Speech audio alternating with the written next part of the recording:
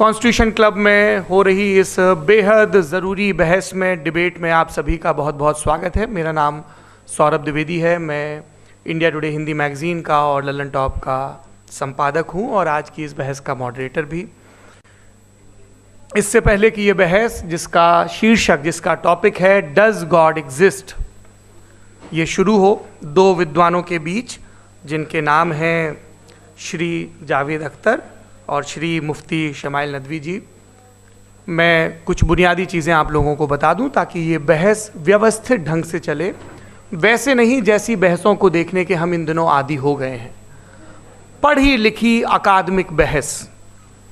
इस बहस का प्रारूप कैसा होगा, इसका स्ट्रक्चर कैसा होगा, पहले मैं आपको ये बता देता हूँ। सबसे पहले नौजवान विद्वान मुफ्ती शमाइल नदवी जी 10 मिनट अपनी दलीलें आप लोगों के सामने रखेंगे। उसके बाद जावेद अख्तर साहब 10 मिनट अपनी बात रखेंगे। उसके बाद जिसको हम अंग्रेज़ी में रिबटल कहते हैं, एक जवाबी दौर रहेगा कि आपने जो कहा मैं उससे मुतमईन हूँ कि नहीं हूँ और हमने जो कहा। इसके बाद बहस का राउंड 2 शुरू होगा। दोनों विद्वानों को फिर से 7-7 मिनट का वक्त मिलेगा और इसके बाद रिबटल राउंड 2 होगा 5-5 मिनट का। इसके बाद एक दूसरे से सवाल जवाब होंगे। इसके लिए हमने लगभग 16 मिनट का वक्त तय किया है। अब ये सवालों की प्रकृति पर निर्भर करता है कि कितने सवाल होंगे, इसीलिए हमने वक्त की पाबंदी रखी है। और इसके बाद आखिरी में 5-5 मिनट का वक्त दोनों विद्वानों को एक बार फिर से दिया जाएगा अपने क्लोजिंग आर्ग्यूमेंट के लिए। और उसके बाद जो इस बहस के लिए सबसे ज़रूरी चीज़ है कि आप और हम और इंटरनेट पर देख रहे लाखों करोड़ों लोग, उनके सवाल जवाब होंगे। तो आप लोग जो यहाँ मौजूद हैं, आपके हम कुछ सवाल लेने की कोशिश करेंगे। 30 मिनट का वक्त हमने उसके लिए तय कर रखा है। इस तरह से ये 2 घंटे की बहस पूरी होगी। 2-3 बुनियादी बातें हैं जिनका हमें ध्यान रखना है। किसी भी किस्म की नारेबाजी में हमें शरीक नहीं होना है। ये हल्ला गुल्ला नहीं है, क्योंकि पूरी दुनिया देख रही है, तो एक नज़ीर कायम करनी है, एक उदाहरण लोगों के सामने रखना है कि पढ़े लिखे लोग इत्तेफाकी और नाइत्तेफाकी रखते हुए भी, एक दूसरे से सहमति और असहमति रखते हुए भी बात कह सकते हैं। यहाँ पर मेरे JNU के प्रोफेसर बैठे हैं, पुरुषोत्तम अग्रवाल जी, जिन्होंने हमें क्लास में सिखाया है कि सहमति का साहस और असहमति का विवेक, और इसका ठीक उलट भी, ये बड़ा ज़रूरी है। दूसरी बात, ये किसी एक धर्म के बारे में बहस नहीं है, ये बात सबको स्पष्ट होनी चाहिए। किसी धर्म को महान बताने या किसी धर्म को कमतर बताने की ये बहस नहीं है। तो यदि कोई इस उम्मीद से देख रहा है या यहाँ आया है, तो मैं आपको आश्वस्त करना चाहता हूँ कि आपको नाउम्मीदी हाथ लगेगी। इस बहस में बहुत ज़्यादा धार्मिक प्रतीकों के इस्तेमाल को लेकर भी ये दोनों लोग जो अभी आपको गंभीर दिख रहे हैं, भले लोग हैं, कल शाम को चाय पर मिले थे, बहुत हंसी मजाक भी इनके बीच हुआ था और गलबैयाँ डालते हुए एक तस्वीर भी हुई थी। ये इस बात का प्रमाण है कि इंटरनेट पर जो हल्ला मचा हुआ है उसके मुकाबले ये दोनों लोग बहुत ही अच्छे शांत ढंग से बहस के लिए राज़ी हो गए हैं। ट्विटर की बातें ट्विटर तक सीमित, एलन मस्क आजकल उसको एक्स कहते हैं। और अब इस बहस की शुरुआत मैं इन विद्वानों का, हालांकि इनको परिचय की ज़रूरत नहीं, पर हो सकता है, हमें पत्रकारिता में सिखाया जाता है कि नेवर अज्यूम, विज्ञान भी यही कहता है। मुफ्ती शमाइल नदवी साहब इस्लामिक विद्वान, शिक्षाविद हैं, कोलकाता के वाहियान फाउंडेशन के संस्थापक हैं, लखनऊ की प्रतिष्ठित दारुल उलूम नदवतुल उलमा से ग्रेजुएशन किया है, सोशल मीडिया और सार्वजनिक मंचों पर अध्यापन और बौद्धिक कामों में सक्रिय हैं और इस समय इंटरनेशनल इस्लामिक यूनिवर्सिटी मलेशिया से PhD कर रहे हैं। अच्छी बात यह है कि पढ़ाई के साथ साथ ट्रैवल ब्लॉग भी बनाते हैं। पेट्रोनस टावर के सामने का ब्लॉग हमने देखा। हमारे साथ जावेद अख्तर साहब हैं। जावेद अख्तर साहब कवि हैं, शायर हैं, गद्य भी लिखते हैं, फिल्मों के लिए संवाद लिखे हैं, गीत लिखे हैं। इससे इतर ये वैज्ञानिक सोच को लेकर या अपने डिक्लेयर्ड एथिज्म को लेकर भी मुखर रहते हैं और अपने तहीं रैशनैलिटी की बात करते हैं। देवियों और सज्जनों, डज गॉड एग्जिस्ट, इस सवाल का जवाब सब अपने अपने तहीं खोजने की कोशिश कर रहे हैं। कोई इसको गॉड डैम पार्टिकल की खोज बताता है, कोई गॉड पार्टिकल की खोज बताता है, कोई हिग्स बोसान की खोज बताता है, कोई ये सवाल जवाब तलाशने की कोशिश करता है कि मास एग्जिस्टेंस में आखिर आया कैसे, हुआ क्या था, सृष्टि के पहले, समय के पहले क्या था। और कोई ये कहता है कि ये सारी खोजें जिस मस्तिष्क में हो रही हैं प्रकृति के क्रम में, वो कैसे विकसित हुआ। मैं उम्मीद करता हूँ कि हम आज इन बुनियादी सवालों के कुछ जवाब हासिल करने में कामयाब हूँ। मैं सबसे पहले मंच पर आमंत्रित कर रहा हूँ मुफ्ती शमाइल नदवी साहब को। आइए सर जी।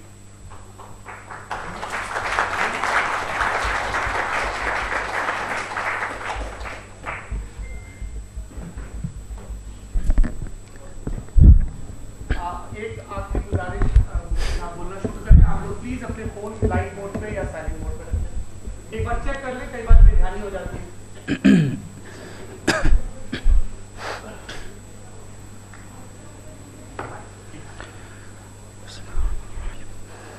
तमाम तारीफ़ें उस क्रिएटर के लिए जिसने इस यूनिवर्स को एक मकसद के तहत पैदा किया है। रिस्पेक्टेड जनाब जावेद अख्तर साहब, मिस्टर सौरभ द्विवेदी और respected audience, thank you all for being here today. आज की डिबेट में चूँकि हम बात करने वाले हैं डज गॉड एग्जिस्ट के टॉपिक पर, तो ये एक ऐसा टॉपिक है जिसके मुताल्लिक कोई भी डिसीजन लेने के लिए अलग अलग स्टैंडर्ड्स हो सकते हैं। लिहाजा डिबेट के शुरू में ये ज़रूरी है कि हम ये जान लें कि आज के इस टॉपिक में कौन सा स्टैंडर्ड सही होगा और कौन सा गलत होगा। सबसे पहला स्टैंडर्ड जिसे मैं समझता हूँ कि हमारे रिस्पेक्टेड जनाब जावेद अख्तर साहब बड़ी तेज़ी के साथ उसकी तरफ लपकेंगे, वो है साइंस। जबकि साइंस दर हकीकत खुदा के एग्जिस्टेंस को डायरेक्टली साबित करने या उसके एग्जिस्टेंस को डिनाई करने के लिए स्टैंडर्ड नहीं बन सकती। और उसकी वजह क्या है, ये मैं नहीं कह रहा, ये वो लोग कह रहे हैं जो साइंस के एक्सपर्ट्स हैं। नेशनल एकेडमी ऑफ साइंस कहती है science doesn't have the processes to prove और disprove the existence of God. Why? क्योंकि साइंस का ताल्लुक एम्पेरिकल एविडेंस से है और एम्पेरिकल एविडेंसेस का ताल्लुक हमारे नेचुरल और फिजिकल वर्ल्ड से है, जबकि गॉड नॉन फिजिकल और सुपर नेचुरल रियलिटी है। लिहाजा नॉन फिजिकल रियलिटी को आप उस टूल के साथ नहीं चेक कर सकते जिसका काम फिजिकल रियलिटी को तलाश करना है। लिहाजा आज इस डिबेट में गॉड की एग्जिस्टेंस को साबित करने या उसे डिनाई करने में साइंटिफिक एविडेंस को एक्सेप्ट नहीं किया जाएगा।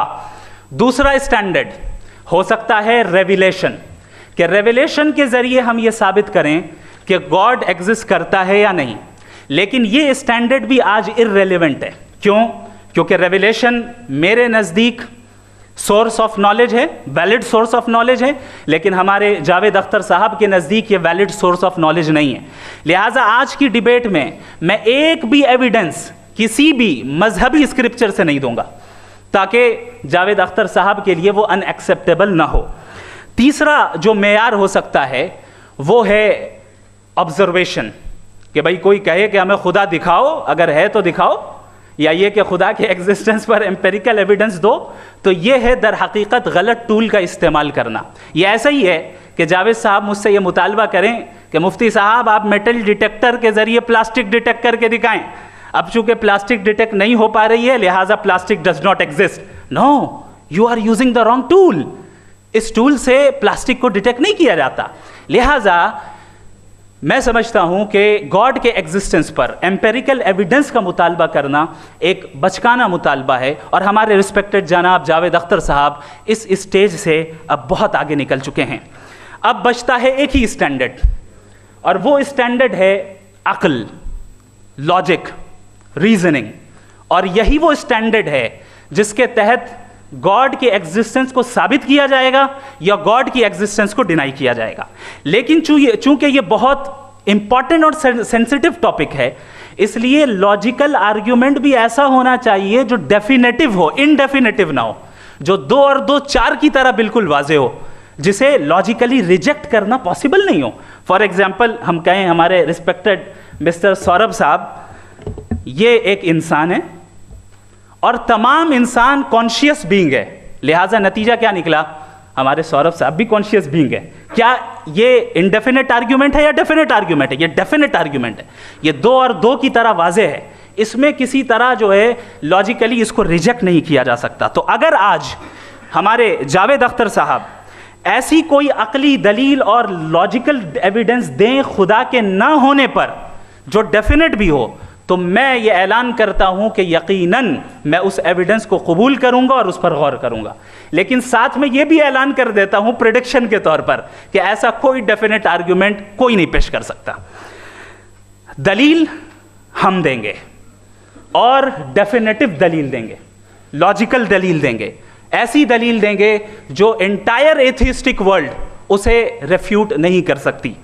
चलें अब हम एक एग्जाम्पल सोचते हैं, एक सिनेरियो, सिंपल सिनेरियो, तमाम ऑडियंस से गुजारिश है, हम और आप एक आइसोलेटेड आइलैंड पर हैं, ऐसा आइलैंड जहां पे हमसे पहले कोई कभी नहीं गया।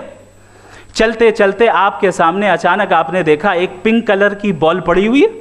सबसे पहला सवाल आपके जहन में क्या आएगा कि ये बॉल यहां क्यों आई, कैसे आई, ये पिंक कलर की ही क्यों है, कोई और कलर भी हो सकता था, ये इसी शेप में क्यों है, कोई और शेप भी हो सकता था। नेचुरली आप इस तरफ पहुंचेंगे कि कोई ना कोई है जिसने इन स्पेसिफिक प्रॉपर्टीज के साथ इस बॉल को बनाया है और यहां पे रखा है।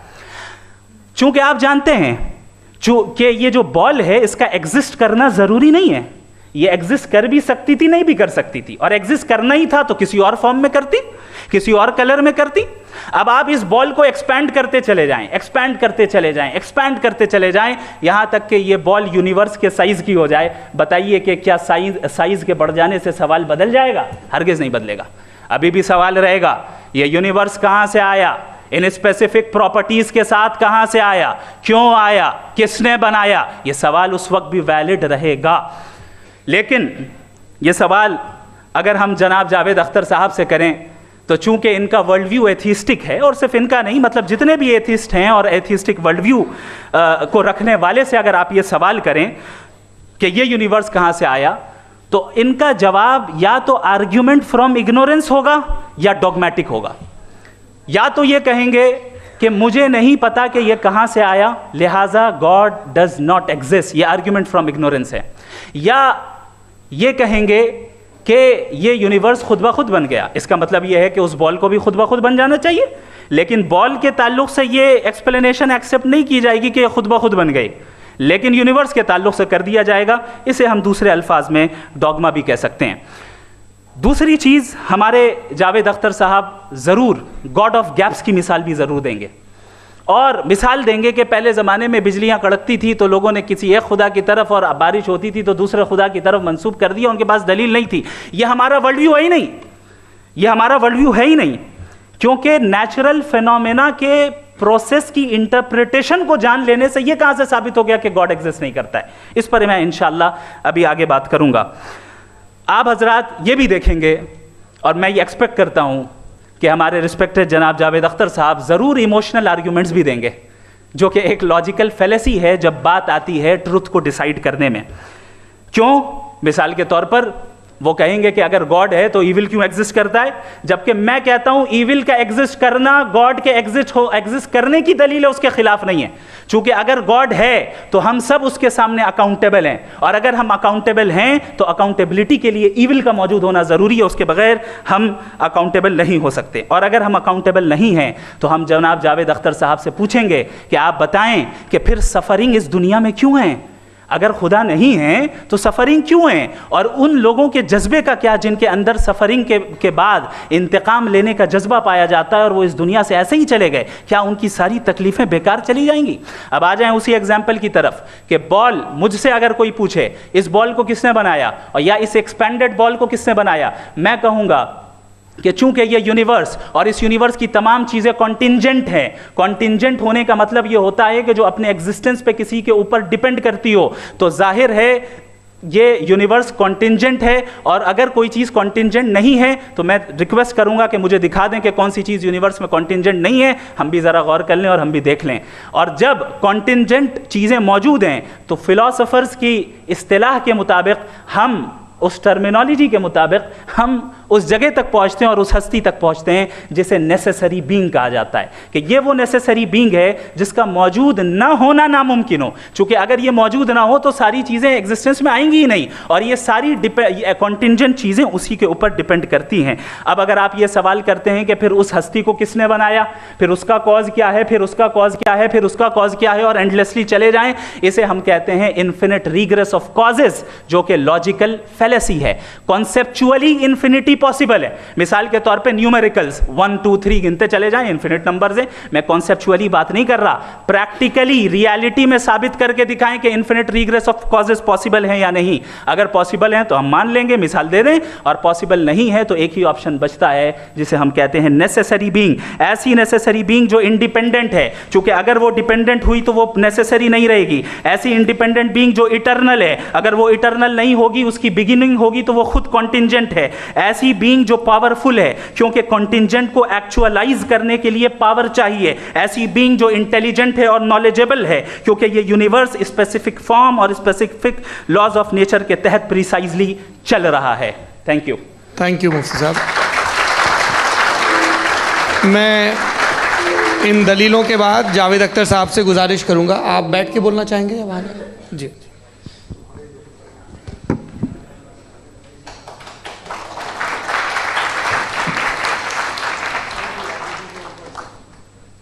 पहले तो मैं मुफ्ती साहब को एक अच्छी खबर देना चाहूँगा कि मेरी नॉलेज साइंस के बारे में बड़ी मामूली है, तो आप फिक्र ना करें उसकी, लेकिन कुछ कॉमन सेंस है मुझ में। देखिए, ये खुदा का तस्वुर कोई नया तस्वुर नहीं है, ये सदियों से रहा है। ये कुछ रिलीजन 3000 साल पुराने होंगे, 4000 साल पुराने होंगे, लेकिन इंसान कोई 10,000 12,000 साल से एग्जिस्ट करता है होमोसेपियन की शक्ल में, और हमेशा कुछ ना कुछ मज़हब रहे। ये मज़हब जाहिलों के नहीं थे, ये मज़हब एक ऐसी ग्रीक सोसाइटी के थे जहाँ बड़े बड़े फिलोसफर्स पैदा हो गए। ये मज़हब इजिप्शियंस के थे जिन्होंने पिरामिड्स बनाए थे। ये रोमन्स के थे कि जिनका आर्किटेक्चर और सेनेट यानी पहली बुनियाद डेमोक्रेसी की, लिमिटेड थी मगर डेमोक्रेसी थी, ये उन लोगों ने किए थे। तो इनका जो जुपिटर था, रा था, ज़्यूस था, उन्हें उस पर इतना ही एतमाद था जितना आज किसी मजहबी आदमी को अपने खुदा पे होगा। क्रिश्चियनिटी आने से पहले यूरोप में एक मज़हब था जर्मेनिक रिलीजन। उसका एक खुदा था, उसकी एक बीवी थी, उसके 2 बेटे थे, एक बेटी थी। फिर जर्मनी में जब यूरोप में क्रिश्चियनिटी आई तो वो खुदा, उसकी बीवी और पूरे ख़ानदान चला गया। तो हमने, अगर हम हिस्ट्री देखें तो खुदा जो हैं वो ज़्यादातर फ़ानी है, वो हमेशा रहे नहीं। और वो जो लोग इन्हें मानते थे उनको आप कहें वो तो जाहिल थे, उन्हें तो कुछ पता ही नहीं था, ऐसा नहीं है। वो अपने वक्त में बड़े काबिल लोग थे और अपने वक्त में उन्होंने बड़े बड़े काम किए हैं, फिलोसफर्स थे, साइंटिस्ट थे, लेकिन उनका मज़हब कहाँ गया, उनके खुदा कहाँ गए? आज जो खुदा हैं दुनिया में लोग उन्हें मानते हैं। आपको क्या मालूम कि कितने बरसों के बाद क्या होने वाला है? हम यूरोप में देखते हैं तो चर्च खाली हैं। तो वक्त के साथ चीज़ें बदलती हैं। जहाँ तक इसका ताल्लुक़ है मज़हबों का, हर मज़हब आपसे एक चीज़ मांगता है, फेथ। ये फेथ क्या चीज़ होती है? What is the difference between faith and belief? ये तो बहुत ही अहमक़ाना बात होगी कि कोई आदमी कहे साहब अगर खुदा है तो मुझे दिखाइए। ये तो जाहिलाना बात हुई। मैंने तो नॉर्थ पोल नहीं देखा है, मगर मैं मानता हूँ कि नॉर्थ पोल है। मैं क्यों मानता हूँ? इसलिए कि अगर ये दुनिया राउंड है तो उसका कोई टॉप होगा। कुछ लोग हैं जो वहाँ गए भी हैं, कॉमन सेंस कहता है कि ऐसा होगा, सबूत है, गवाह है, रीज़न है। तो ये मेरा फेथ नहीं है। तो फेथ में और बिलीफ में डिफरेंस क्या है? जो मज़हब मांगता है आपसे, हर मज़हब फेथ मांगता है। फेथ का मतलब ये है कि ना कोई गवाह हो, ना कोई सबूत हो, ना कोई रैशनल हो, ना कोई लॉजिक हो, ना कोई प्रूफ हो, मगर तुम एक बात को मानो। ये है फेथ। वरना बिलीफ होता। अगर इसमें कुछ भी सबूत होते, गवाह होते, तो फिर इसे आप बिलीफ कहते हैं। जैसे मेरा बिलीफ है कि नॉर्थ पोल है, मेरा फेथ थोड़ी है। फेथ इन तमाम शर्तों को रद्द करता है। तो फिर स्टुपिडिटी क्या है? अगर मैं एक बात ऐसी मानूं जिसकी ना कोई लॉजिक है, ना कोई रैशनल है, ना कोई प्रूफ है, ना कोई गवाह है, ना कोई सबूत है, और मैं उसे मानूं, तो ये स्टुपिडिटी हुई। इसे ही भाई कल को मैं यकीन कर लूं कि एलॉन मस्क जो है मेरा भाई है, तो मुझे इंतहाई खुशी होगी, सुकून भी बहुत मिलेगा मुझे। लेकिन और कहे भाई क्यों मानते हो, क्या सबूत है भाई, वो तो अमेरिकन है और तुम तो इंडियन हो, वो तो नस्ल अलग है, तुम्हें कभी मिले भी नहीं। साहब देखिए मेरा फेथ है, इस पर बात न किया। फेथ का मतलब ही यह है कि आप प्रूव नहीं कर सकते। अगर आप प्रूव कर सकते हो तो फेथ की ज़रूरत ही नहीं, फिर तो आप बात करेंगे, आप कितनी बहस कर लीजिए। अल्टीमेटली दुनिया का हर मजहब फेथ पे टिका है, और फेथ का मतलब है एक ऐसा यकीन जिसका कोई सबूत, कोई गवाह, कोई रैशनल नहीं। अब आप ये कहें, क्या आप ये क्यों कह रहे हैं कि साहब ये कायनात किसने बनाई? कमाल ये है कि आपने बताया कि एक आइलैंड पर गए और एक बॉल देखी। आपने ये नहीं कहा कि आइलैंड किसने बनाया, आपको सिर्फ बॉल पे हैरत हुई। हमने आइलैंड पे हमने हैरत नहीं की, होते हैं आइलैंड। इसी तरह ये आइलैंड है, सितारे, ये गैलेक्सीज, ये सब आइलैंड हैं खला में। हम उन्हें टेकन फॉर ग्रांटेड लेते हैं, हम पूछते नहीं किसने बनाए। आपने जजीरे के बारे में भी नहीं पूछा है। मेरी पैदाइश कैसे हुई? क्या मैं प्लान्ड पैदा हुआ था? I was plan to be born, या एक लकी स्पर्म था जो किसी एग से चिपक गया? मेरी पैदाइश रैंडम। और इंसाफ जिसे आप कहते हैं, इंसाफ का तो नेचर से कोई वास्ता ही नहीं है। जो आप कहते हैं कि एक दिन इंसाफ मिलेगा, इंसाफ is a human concept, nature में कोई इंसाफ नहीं। अगर शेर हिरन को खा जाता है तो उसे कोई सजा नहीं मिलती। अगर एक आंधी आती है और हरे भरे पेड़ों को उखाड़ के फेंक देती है तो आंधियों की जेल नहीं होती है। नेचर में इंसाफ नहीं, इसलिए मुझे नेचर को इंसाफ की ज़रूरत भी नहीं। नेचर तमाम एक है। अब हम कहें कि साहब ये देखिए जो मैंने खाना खाया था, ये मेरी आँख तो नहीं यूँ कर दिया उसे, तो इसे सज़ा मिलनी नहीं, वो सिस्टम है, ऐसे ही चल रहा है। नेचर बग़ैर इंसाफ के है। इंसाफ इज़ अ ह्यूमन कॉन्सेप्ट। तो जो आपसे कहता है कि मैं तुम्हें इंसाफ दूंगा, वो इंसानी जहन की पैदावार है। ये नेचुरल है ही नहीं, ये आसमानी है ही नहीं। नेचर का तसव्वुर, इंसाफ का तसव्वुर। भाई आप साथ मिलते हैं, अब आप लेफ्ट हैंड ड्राइव कर दें, ये क्या है? तमाम सच, तमाम नेकी, तमाम शराफत लेफ्ट हैंड ड्राइव है। वरना क्या होगा, या तो आप क्रॉस कर देंगे, आपका एक्सीडेंट हो जाएगा, या आप किसी को मार देंगे, या ट्रैफिक जैम हो जाएगा। झूठ, बेईमानी, रिश्वतखोरी, ये तमाम जो है driving on the wrong side है। इसके ऊपर कुछ नहीं। ये तो हमने बनाया, जैसे हमने लेफ्ट हैंड ड्राइव बनाई है। ये कॉन्सेप्ट ऑफ इंसाफ जो है ये हमारा है, इसका नेचर से कोई वास्ता नहीं। शेर खा जाता है हिरन को, उसे जेल होती है क्या? कुछ भी नहीं, है ही नहीं। तो ये जो दुनिया के रिलीजन प्रॉमिस करते हैं आपसे इंसाफ, इसी से मालूम होता है कि ये मैन मेड है। ये तसव्वुर कहीं और का है ही नहीं। जो नेचर है, कुछ लोग कहते हैं नेचर ही खुदा है, तो नेचर में तो इंसाफ नहीं कहीं। और आप वादा कर रहे हैं कि तुम्हें मरने के बाद इंसाफ मिलेगा। मुझे अगर मिलेगा तो मैं बहुत खुश होऊंगा, लेकिन मैं यकीन नहीं कर पाता हूँ, इसलिए कि मैं फेथ नहीं पैदा कर सकता। The very fact that religions demand faith, इसका मतलब है कि उनके पास जस्टिफिकेशन नहीं है। अच्छा साहब, फिर रिलीजन अगर मॉडरेशन में है, कोई सा भी नहीं, वो आप में कुछ खूबियाँ भी पैदा करता होगा। देखिए उससे ये फ़ायदा है, वो फ़ायदा है। अल्कोहल जो है वो ज़्यादातर दवाओं में यूज़ होती है। और एक सर्वे किया गया था अमेरिका में कि लॉन्जेटिविटी किन लोगों की है, तो एक तरफ वो लोग थे जो शराब पीते ही नहीं थे और एक तरफ वो थे जो एक बोतल शराब रोज़ पीते थे। सबसे ज़्यादा लंबी उम्र उनकी है जो 2 पैग नाप के शराब पीते और खाना खाते हैं। मगर हम शराब को बुरा समझते हैं, मैं भी बुरा समझता हूँ। क्यों? ऐसा होता नहीं। कुछ चीज़ों में आदत होती है कि वो बढ़ती है। आज तक में एक आदमी दूध पीता है, आप 10 साल बाद भी मिलेंगे तो एक ही गिलास पीता होगा। ऐसा नहीं होता, सुबह से दूध पीता रहता है।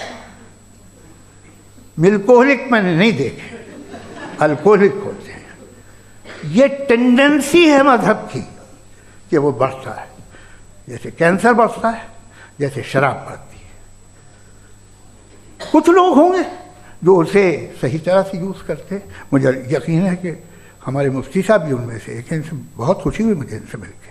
लेकिन कितने लोग हैं कि आज आप देखते हैं दुनिया में जो तबाहियाँ हैं, इनमें कितना हाथ है उन लोगों का जो बिलीवर कहते था मजहब ये नहीं कहता, ना कहता होगा, मगर जब ये मजहब पीते हैं तो ऐसे बिहेव करते हैं। थोड़ा सा अगर हो तो शायद बहुत अच्छी बात, लेकिन शराब थोड़ी सी नहीं रहती, उसमें टेंडेंसी है पहले। थोड़ा सा अगर 2-3 कैंसर के सेल हो ना बॉडी में तो आदमी स्लिम रहेगा, लेकिन वो 2-3 सेल नहीं रहते, वो मल्टीप्लाई होते हैं। जावेद साहब टाइम पूरा हो गया। टाइम हो गया तो बस बात खत्म हो गई। अच्छा, मुझे कुछ और कहने को था भी नहीं। जी, मैं पहले जवाबी दौर के लिए इनवाइट कर रहा हूँ मुफ्ती साहब को। Your rebuttal round 1, you have 7 minutes.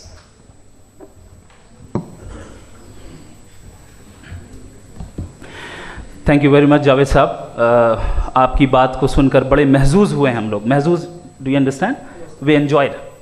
Okay, अब थोड़ा सा लॉजिकली उसको हम लोग देखते हैं। दरअसल हम लोगों ने कल गुजारिश की थी मुफ्ती साहब से भी, जावेद साहब से भी, कि हिंदुस्तानी ज़बान आम फहम सबको समझ में आ जाए और जहाँ कहीं आप मुश्किल शब्द इस्तेमाल करें वहाँ बताते भी चलें।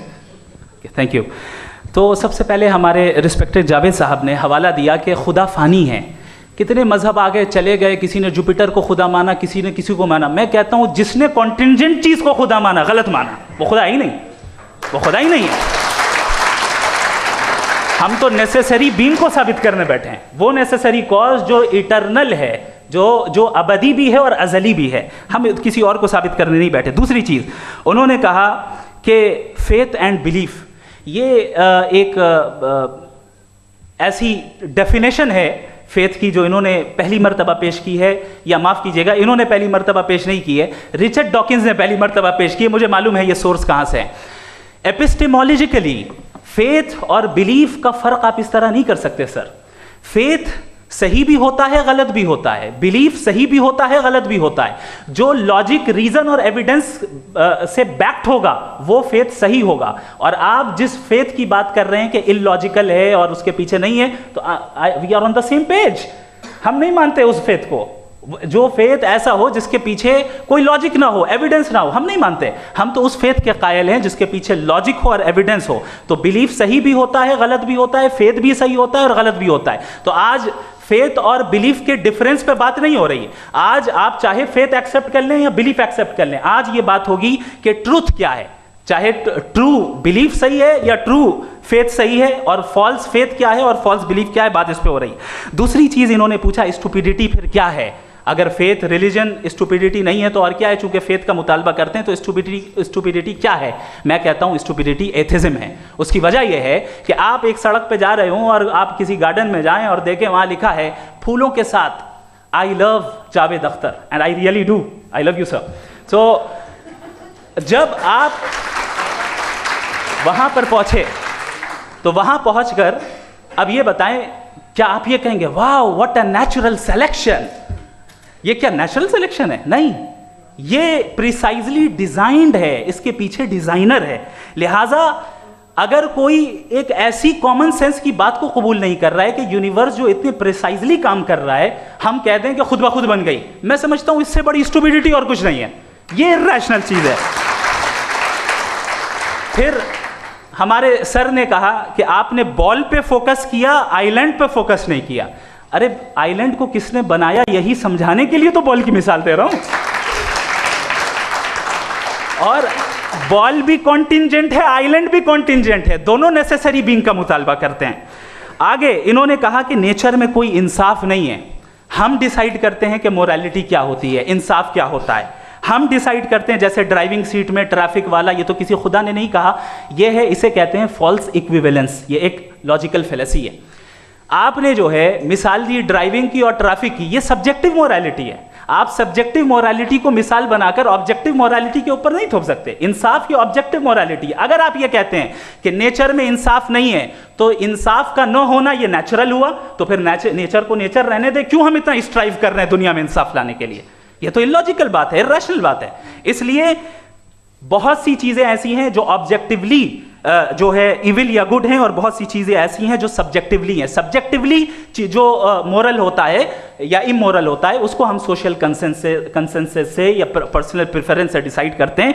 लेकिन जो ऑब्जेक्टिव मोरालिटी है, जिसमें इंसाफ आया, जो इन्होंने बार बार रिपीट किया, ये ऑब्जेक्टिव है, सब्जेक्टिव नहीं है। अगर आप कहते हैं ये सब्जेक्टिव है, तो मेरा सवाल आपसे ये है, क्या सोशल कंसेंसस के जरिए अगर जुल्म को सही करार दे दिया जाएगा तो आप जुल्म को जस्टिफाई करेंगे?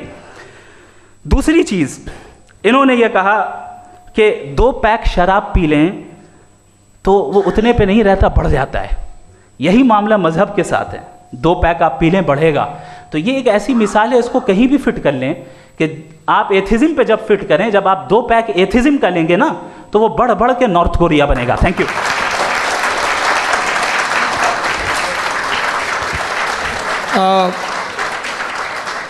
फर्स्ट राउंड के रिबटल के लिए मैं जावेद साहब को इनवाइट कर रहा हूं। आपके पास 7 मिनट का वक्त है, रीसेट कर दीजिएगा प्लीज़। मुझे इस बात की खुशी है कि मुफ्ती साहब ने भी मान लिया कि नेचर में कोई इंसाफ नहीं है। तो कोई भी चीज़ जो इंसान ने नहीं बनाई है उसमें इंसाफ नहीं होता है। एक बात मैं आपसे अर्ज़ करूँ, ज़रा पता लगा लीजिएगा, ये जो आप बाग में जाते हैं बेहद खूबसूरत फूल देखते हैं ना, इनमें से कोई नेचुरल नहीं है। ये सारे फूल क्रॉस करके बनाए गए हैं। जो जंगल में फूल होते हैं नहायत मामूली होते हैं, ये फूल इंसानों ने बनाए हैं।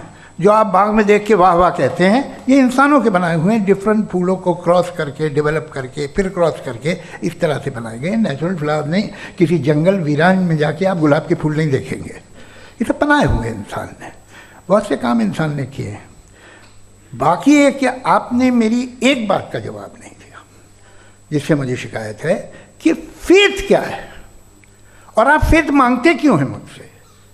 आप तो लॉजिकल हैं, आपके पास तो सारे रैशनल्स हैं, आपके पास सारे सबूत हैं, तो आपको फेथ की डिमांड क्यों करते हैं कि भाई तुम सरेंडर कर दो और सवाल मत करो?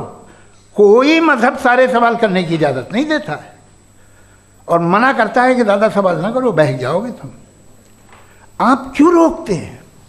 हकीकत यह है कि इंसानी तारीख क्या है। इंसानी तारीख ये है कि दुनिया में 2 तरह के लोग हुए हैं। एक वो जिन्होंने अपनी लाइल्मी की परस्तिश की है, दूसरे वो जिन्होंने अपनी इग्नोरेंस या लाइल्मी से झगड़ा किया है और मालूम किया है कि क्या है। ये जो आप कह रहे हैं, आज आप हैरान हैं कि भाई ये यूनिवर्स कैसे बनी। लोग हैरान थे कि सूरज डूबता है तो इधर से कैसे निकलता है। और आप एक कदम जाके हमेशा का मानने को तैयार है, एक कदम पीछे ही मान जाइए। भाई आप इसके बाद जाते हो, कहते सवाल ना करना कि ये कहाँ से आया, ये पावर तो हमेशा से हमेशा रहेगी। तो आप यूनिवर्स के बारे में मानने में क्या तकलीफ है? एक कदम पहले रुक जाइए। ये हमेशा से थी या नहीं थी, हमें मालूम नहीं है। और ये कहना कि हमें मालूम नहीं है, कमाल ये है कि दुनिया के सारे मज़हब सब जानते हैं ये दुनिया कैसे बनी थी, कैसे मिटेगी, मरने के बाद क्या होगा, इनको सब इल्म है। इनको किसी को डायनासोर होते थे पहले ये नहीं पता था, किसी को नहीं पता। किसी भी दुनिया की मजहबी किताब में डायनासोर का जिक्र नहीं है। लेकिन बाकी सब बातें, how to make universe in 4 easy lessons and बाकी सब पता है। जिसको सब पता है वो गड़बड़ है। हम में ये इंकिसार, ये ह्यूमिलिटी होनी चाहिए कि हम ये कहें कि हमें ये बहुत सारी बातें नहीं मालूम, लेकिन हम उनकी परस्तिश ना करें, अपनी लाइल्मी को की परस्तिश ना करें, हम उसे पता लगाने की कोशिश करें। जिस दुनिया में आप बैठे हैं सर, ये हॉल जो है, ये इलेक्ट्रिसिटी जो है, ये माइक जो है, जिस हवाई जहाज से आप आए थे, वो जिस कार से आप यहाँ आए हैं, ये सब उन लोगों की बनाई हुई है जिन्होंने सवाल किए थे।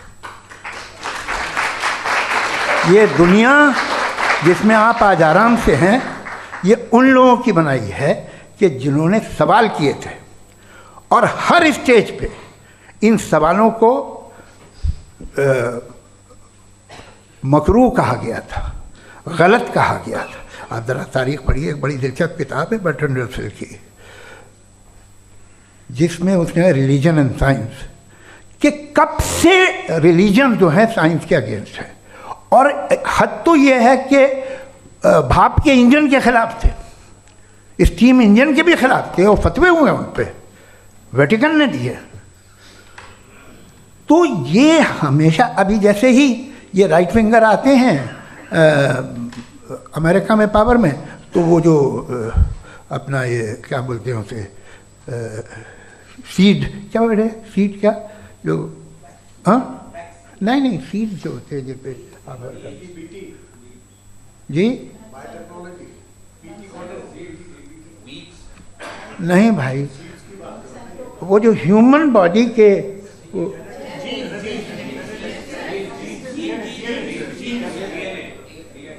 उस पर रिसर्च बंद हो जाती है, रिपब्लिकन नहीं करने देते। अरे भाई इतना डर क्या है तुम्हें? एक ज़माने में बहुत नाराज़ थे ये सारे मजहबी लोग कि ये इंसान तो इंसान बनाने की कोशिश कर रहा है। आपको क्या तकलीफ भाई, बना ले तो बना लेने दो, ये खौफ क्या है? और ये सब आज जो आप कह कर रहे हैं नामुमकिन है, ये कैसे हुआ? मुझे एक किस्सा याद आता है।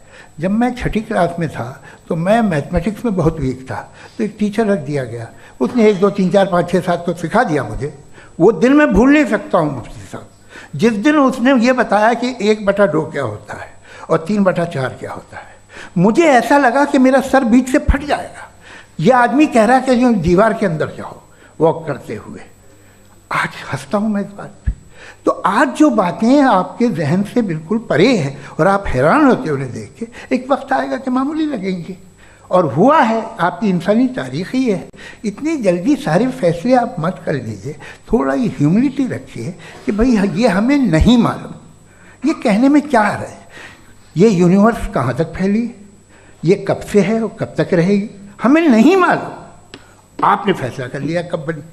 ये आपके हिसाब से कोई 14 बिलियन ईयर बनी जो समझा जाता है।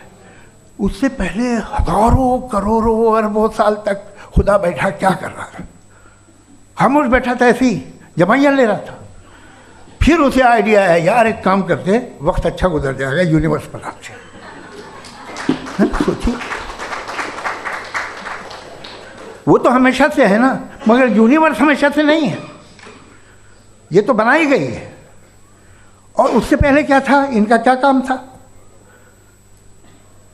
कैसी बात है, ये बड़ा आसान है। जो बात हमें आज धीरे धीरे पता चली है, बरसों 2000 और 2500 साल पहले आपको किसी ने बता दिया कि क्या था, आप मान गए, और तब से वही मान रहे हैं जो 2500 साल पहले कहा गया था। सब कुछ बदल गया है, सॉल्व हो रही हैं चीज़ें। अभी साइंस बिल्कुल दावा नहीं करती, या कोई फिलोसफर ये दावा नहीं करता कि हमें सब मालूम, बल्कि वो कहता है कि हमें जितना मालूम होता है उससे ये मालूम होता है कि हमें कितना कम मालूम। तो हम अपनी जहालत से लड़ें, उसकी परस्तिश न करें। जी, टाइम है। Thank you so much. मैं तर्कों की श्रृंखला में राउंड 2 के लिए मुफ्ती साहब को आमंत्रित कर रहा हूँ। आपके पास एक बार फिर से 7 मिनट का वक्त है। शुक्रिया। जनाब जावेद अख्तर साहब कई मर्तबा दोहरा रहे हैं कि फ़ेथ का मतलब बताइए, फ़ेथ का मतलब बताइए। मैंने बता दिया, फ़ेथ सही भी होता है, गलत भी होता है। और आज हम फ़ेथ पे बात नहीं कर रहे, हम ट्रुथ और डज गॉड एग्जिस्ट पे बात कर रहे हैं। क्या डज गॉड एग्जिस्ट, ये ट्रुथ यानी गॉड है या नहीं है, इसमें से दोनों ट्रुथ क्या है। अब आप उसे फेथ कह लें, बिलीफ कह लें, नॉट माई बिजनेस। उसके बाद आपने कहा कि भाई सवाल करने से मजहब रोकता है। मैं कहता हूं जो रोकता है वो रोकता होगा, मैं नहीं रोकता, बल्कि सवाल करें, सवाल करना चाहिए। सवाल कर करके तो हम आगे बढ़ते हैं, तरक्की करते हैं, और इसीलिए मैं आज यहाँ पे आया हूँ। लेकिन सवाल सिर्फ खुदा से नहीं होगा, आपसे भी होगा। सवाल एथिज्म से भी होगा, सवाल सिर्फ मजहब से नहीं होगा, सबसे होगा। और आज मैं सवाल करूंगा और उम्मीद है कि आप जवाब देंगे। अभी तक आपने वैसे कॉन्टिंजेंसी आर्गुमेंट का कोई जवाब नहीं दिया है। चलें, आपने कहा यूनिवर्स के बारे में इटर्नल क्यों नहीं बोल देते। ये चूंकि लॉजिकली पॉसिबल ही नहीं है कि यूनिवर्स इटर्नल हो।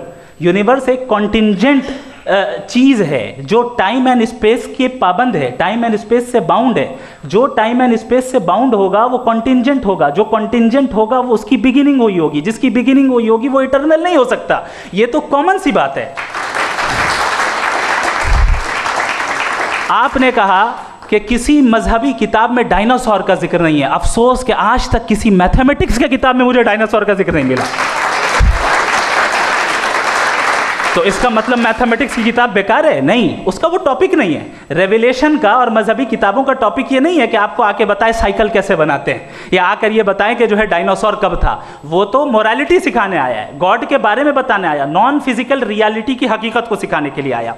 रिलीजियन साइंस को रोकता है? नहीं रोकता। अगर रोकता है तो गलत करता है। रिलीजियन साइंटिज्म को रोकता है, जिसमें हमारे जावेद साहब मुब्तला हैं। साइंस और साइंटिज्म में फर्क है। साइंटिज्म यह है कि आप समझें कि साइंस और साइंटिफिक मेथोडोलॉजी ये नॉलेज को हासिल करने का वाहिद सोर्स ऑफ नॉलेज है। यह है साइंटिज्म। हम इसे रिजेक्ट करते हैं। हम साइंस को तो तरक्की करते हैं, भाई आप हमारी पूरी तारीख कर लें, पढ़ लें तो आपको पता चल जाएगा। बहरहाल ये अलग टॉपिक है। उसके बाद इन्होंने एक लफ्ज़ कहा, वेटिकन ने फतवा दिया। वेटिकन का फतवे से कोई ताल्लुक नहीं है, दोनों कॉन्ट्राडिक्टरी अल्फाज हैं। उसके बाद उन्होंने कहा कि भाई हमें नहीं मालूम। अगर नहीं मालूम तो क्लियरली कह देना कि नहीं मालूम है, इसमें क्या हर्ज है। तो वही तो मैं कह रहा हूं ना कि आप कह दें कि नहीं मालूम, लेकिन क्लेम क्यों कर रहे हैं कि गॉड एग्जिस्ट नहीं कर रहा है। आप कह दें नहीं मालूम है, हो सकता है हो सकता ना हो, लेकिन आप क्लेम कर रहे हैं। The moment you say God does not exist, this is a claim and now the burden of proof is upon you too, जैसे हमारे ऊपर है। और क्यों है मैं बताता हूं, क्यों है ये भी मैं बताता हूं। फिलोसॉफिकली जो क्लेम होता है ना, सिर्फ ये नहीं होता कि इंसान कहे पॉजिटिव क्लेम करे और नेगेटिव क्लेम करे तो बर्डन ऑफ प्रूफ नहीं है। आप मिसाल के तौर पे मैं कहूं कि फुला उस कमरे में कोई नहीं है, मैंने एक नॉलेज का क्लेम किया है। उस कमरे में कोई नहीं है, मैंने एक नॉलेज का क्लेम किया। या तो मैं कहूं मुझे नहीं पता, हो भी सकता है नहीं भी हो सकता है, this is not a claim. लेकिन जब मैं कह रहा हूं कि वहां कोई नहीं है या मैं कह रहा हूं वहां कोई है, दोनों क्लेम है और दोनों के ऊपर बर्डन ऑफ प्रूफ है। हमारे ऊपर भी बर्डन ऑफ प्रूफ है। मैंने कंटिंजेंसी आर्ग्यूमेंट दिया, इसे तोड़कर दिखाइए। आखिरी चीज इन्होंने कहा कि खुदा दुनिया बनाने से पहले 150 साल पहले या करोड़ों साल पहले क्या कर रहा था। अरे हजरत, चलें बहरहाल मैं जवाब दे देता हूं। आप हमारे रिस्पेक्टेड पर्सनालिटी हैं, अगर आप नहीं होते तो मैं इसे एंटरटेन ही नहीं करता। टाइम ये 100 साल पहले या 100 साल बाद, पहले बाद में अभी, ये वो अल्फाज हैं जिनका ताल्लुक टाइम से है। टाइम शुरू ही हुआ है यूनिवर्स की बिगिनिंग के बाद, तो उसके पहले खुदा क्या कर रहा था, सवाल इलॉजिकल है, ये फेलेसी है। यानी आप ये कह रहे हैं कि यूनिवर्स के बनने से पहले खुदा क्या कर रहा था। टाइम के बनने से पहले, पहले का ताल्लुक टाइम से, टाइम उस वक्त था ही नहीं, तो ये सवाल ही इनवैलिड है खुदा के ताल्लुक से।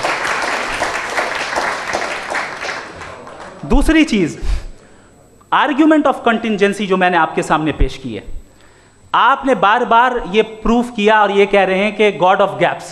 देखिए पहले नहीं मालूम था, साइंस ने कर दिया। सिंपल की मिसाल से मैं समझा देता हूं। जिस गैप्स की आप बात कर रहे हैं ना, साइंस उन गैप्स को जिन चीज के जरिए भी प्रूव करेगा वो कॉन्टिंजेंट ही होगा। अब चाहे वो फोर्स हो, मैटर हो या एनर्जी हो।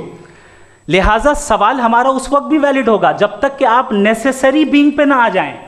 और इन्फिनिट रिग्रेस पॉसिबल नहीं है of causes in practical world, तो जाहिर है कहीं रुकना पड़ेगा, जहां रुकेंगे वही खुदा है।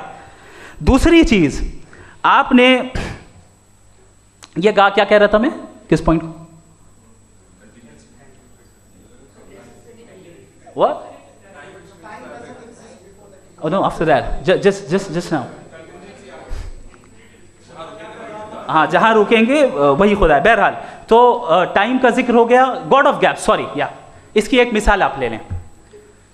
एक कार है, एक साहब ने देखा कि भाई कार जो है उसके व्हील्स कितने अच्छे लगे हुए हैं, सही जगह पे, स्टीयरिंग जो है कितने अच्छे जगह पे लगी हुई है, और सीट्स कितने वेल डिजाइंड है, कितनी प्रिसाइजली ये कार काम कर रही है। तो ज़रूर कोई ना कोई इसे क्रिएट किया है, किसी ने क्रिएट किया है। अब जावेद साहब आए और कह रहे जनाब बोनेट खोलिए, इसमें इंजन है, इंजन इस कार को चला रहा है, hence prove no one has created the car. This is illogical, this is irrational. आपने इंजन के जरिए उस गैप को तो साबित किया, लेकिन क्या उससे कार की जो क्रिएशन है और उसका जो क्रिएटर है ये इम्पॉसिबल हो जाए? ऐसा पॉसिबल है? उसका सवाल खत्म हो जाए, ऐसा पॉसिबल है? नहीं। आपने गैप्स को फिल करके, कॉन्टिंजेंट चीज़ों से गैप्स को फिल करके हमारे ऑब्जर्वेशन को और ब्रॉड कर दिया। अब हमें और पता चल गया कि ये जो कार है इसका सिस्टम कितना ज़्यादा कॉम्प्लेक्स है। पहले कम समझते थे, अब कॉम्प्लेक्सिटी और ज़्यादा वाजे हो गई। अब हमें समझ में आ रहा है कि हमारी सर्टेनिटी और बढ़ गई कि ज़रूर इस कार को किसी ना किसी ने बनाया। यही मामला यूनिवर्स का है। साइंस हमेशा फिजिकल वर्ल्ड की चीज़ों को ही फिल करती जाएगी और फिजिकल चीज़ों से ही करती जाएगी, चूंकि एम्पेरिकल एविडेंस का ताल्लुक फिजिकल वर्ल्ड से है।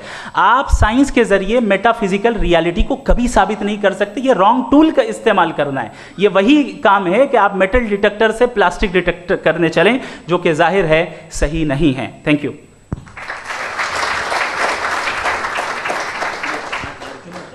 जी, ये आर्ग्यूमेंट का राउंड 2 है। हाँ। 7 मिनट है। पहले तो मैं आपसे अर्ज करूं कि आपने कहा कि जब कायनात ही नहीं थी तो वक्त भी नहीं था, कुछ भी नहीं था। कैसे नहीं था? खुदा था, एक एग्जिस्टेंस तो था ना खुदा का। तो जब खुदा था तो वक्त भी होगा। ऐसा नहीं है कि कुछ भी नहीं था, खुदा था। अच्छा, बाकी एक आपने कहा साहब आप साबित कीजिए, आपके पास भी लॉजिक है, मेरे पास भी लॉजिक है। आप मेरा जिम्मेदारी नहीं है साबित करना कि खुदा है। बर्टन रसल ने बड़ी अच्छी बात कही।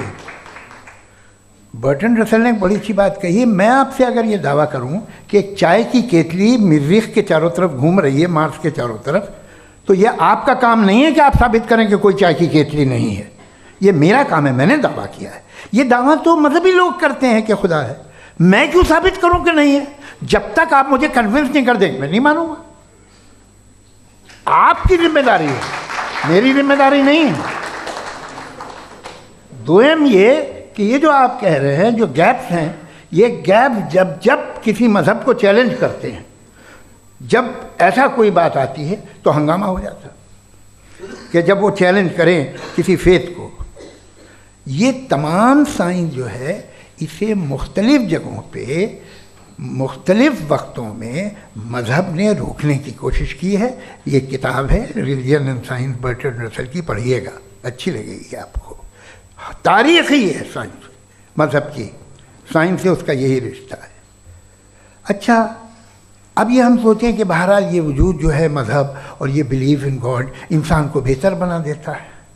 तो एक काम कीजिए, हिंदुस्तान वर्ल्ड का नक्शा लीजिए और मार्क कीजिए कि रिलीजन कहाँ कहाँ ज़्यादा है, कहाँ कहाँ, चाहे वो लैटिन अमेरिका हो या मिडल ईस्ट हो या फार ईस्ट हो या हिंदुस्तान के वो इलाके जहाँ मजहबियत ज़्यादा है।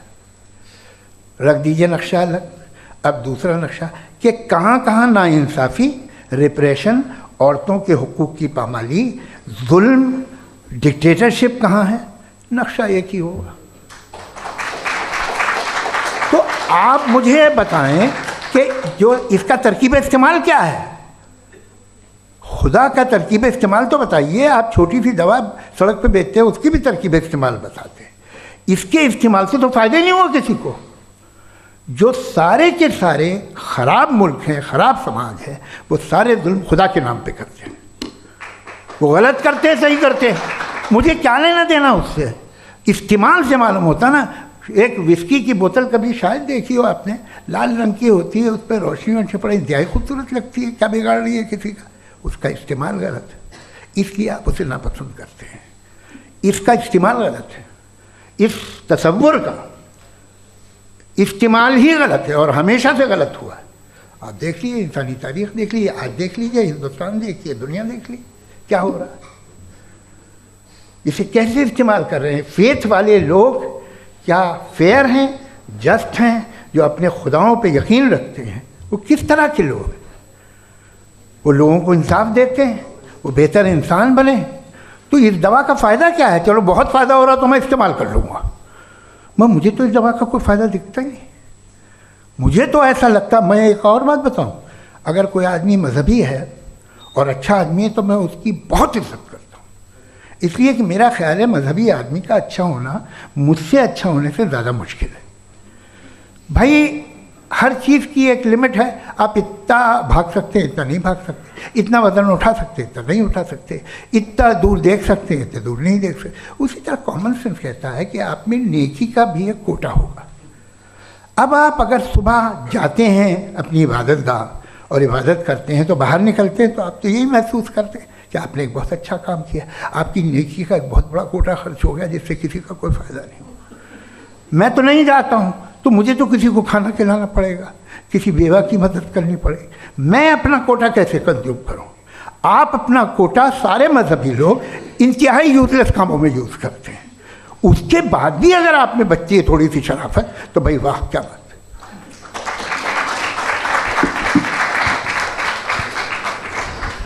है। एक तो मुझे ये बात बहुत अच्छी लग रही है कि दोनों ही विद्वान समय को मानते हैं और बहुत समय से अपनी दलीलें और बाज़ दफ़ा समय से पहले अपनी तकरीरें पूरी करके अपनी अपनी कुर्सी पर बैठ रहे हैं। ये इस आर्ग्यूमेंट का राउंड 2 पूरा हुआ। अब रिबटल का राउंड 2 है और उसके बाद क्रॉस एग्जामिनेशन होगा। नहीं, आपका आर्ग्यूमेंट हो गया सर। हमारे यहाँ स्कूल के सिलेबस में पंच परमेश्वर कहानी पढ़ाई जाती है, प्रेमचंद जी की लिखी हुई। आप निश्चिंत रहिए, आपके कोई राउंड में मिस नहीं होने दूंगा। रिबटल का राउंड 2 मुफ्ती शमाइल नदवी साहब।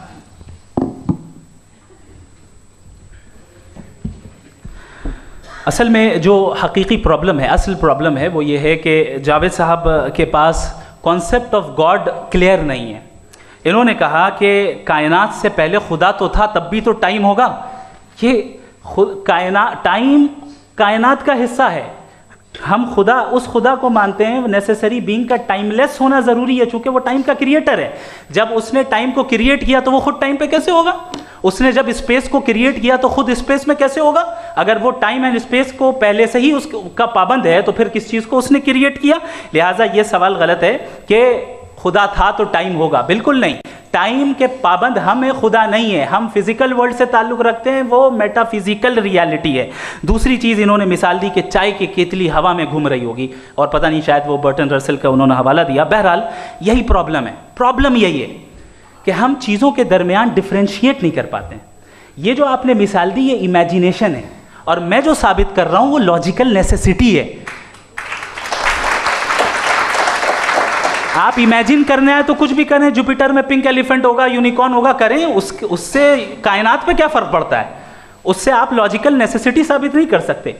मैं तो उस प्राइम कॉज की बात कर रहा हूँ, उस नेसेसरी बीइंग की बात कर रहा हूँ जिसके बगैर इस कायनात का एग्जिस्टेंस मुमकिन नहीं है।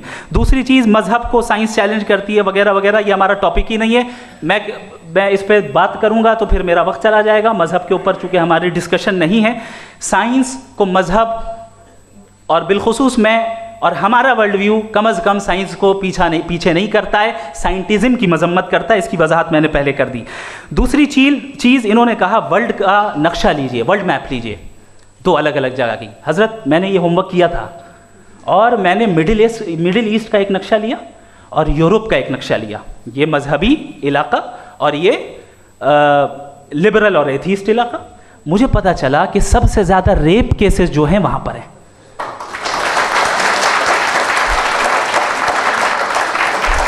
मुझे ये पता चला यूएन की रिपोर्ट के मुताबिक, मैं ये अपने घर से नहीं लेके आ रहा, कि जो वर्किंग वुमेन है यूरोपियन कंट्रीज में, उसमें 81% वुमेन सेक्सुअल हैरेसमेंट का वर्क में शुमार हो रही है। ये मिडिल ईस्ट में नहीं हो रहा है, वो मजहबी लोग हैं इसलिए नहीं हो रहा है। दूसरी चीज़, आपने ये कहा कि मजहबी आदमी का अच्छा होना हमारे अच्छे होने से बहुत मुश्किल है, बहुत मुश्किल है। तो इसका मतलब यह है कि गॉड के अलावा आपके पास अच्छे और बुरे का कोई स्टैंडर्ड है। मैं चाहूँगा कि कन्वर्सेशनल स्टाइल वाली डिस्कशन और सेगमेंट पे इसी पे बात कर लेते हैं। Thank you very much.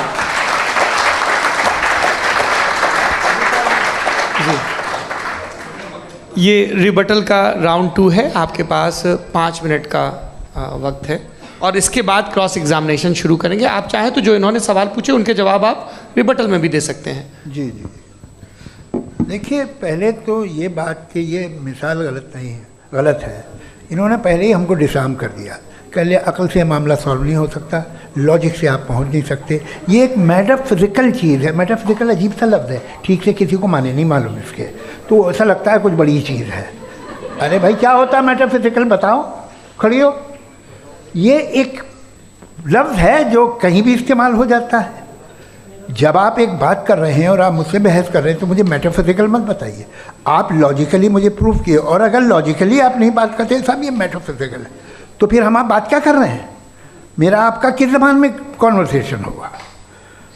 और ये कहना कि वक्त पहले नहीं था, तो फिर क्यों कहते हैं ये हमेशा से और हमेशा रहेगा? हमेशा वक्त है, तो आप कैसे कहते हैं वो हमेशा से है और हमेशा रहेगा?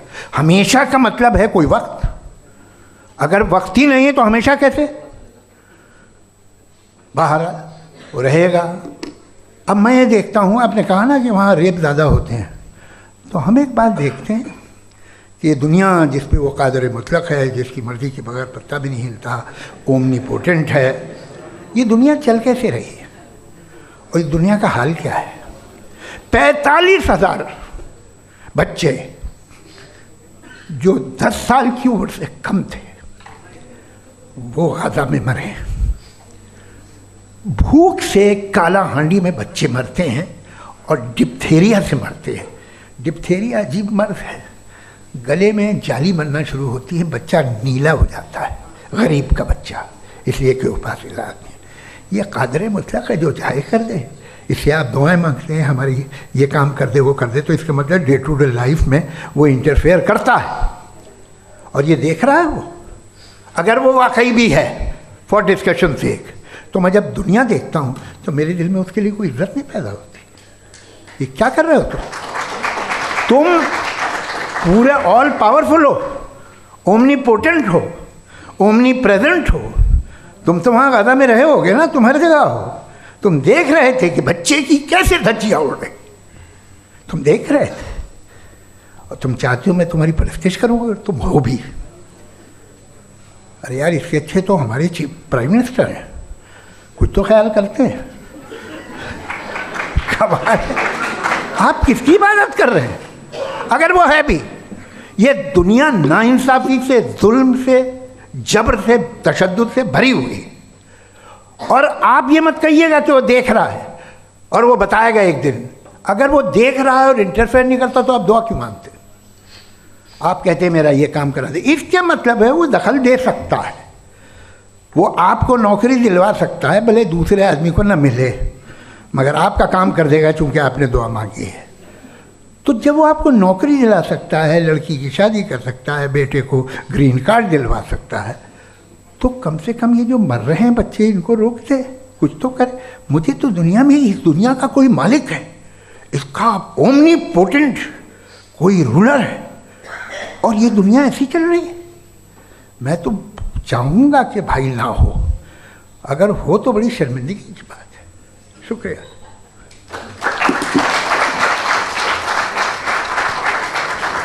देवियों और सज्जनों, इस बहस के 2 राउंड और 2 रिबटल पूरे हो चुके हैं।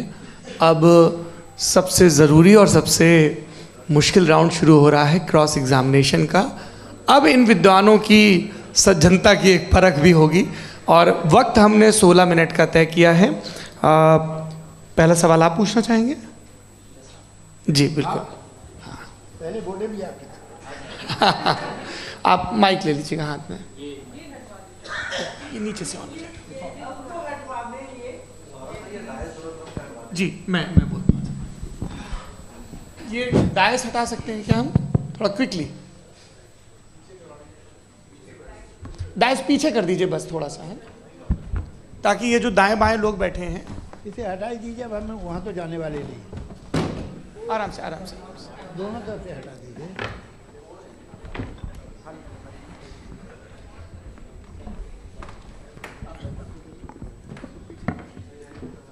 इस बीच आप लोग भी अपने अपने सवाल तैयार कर लें।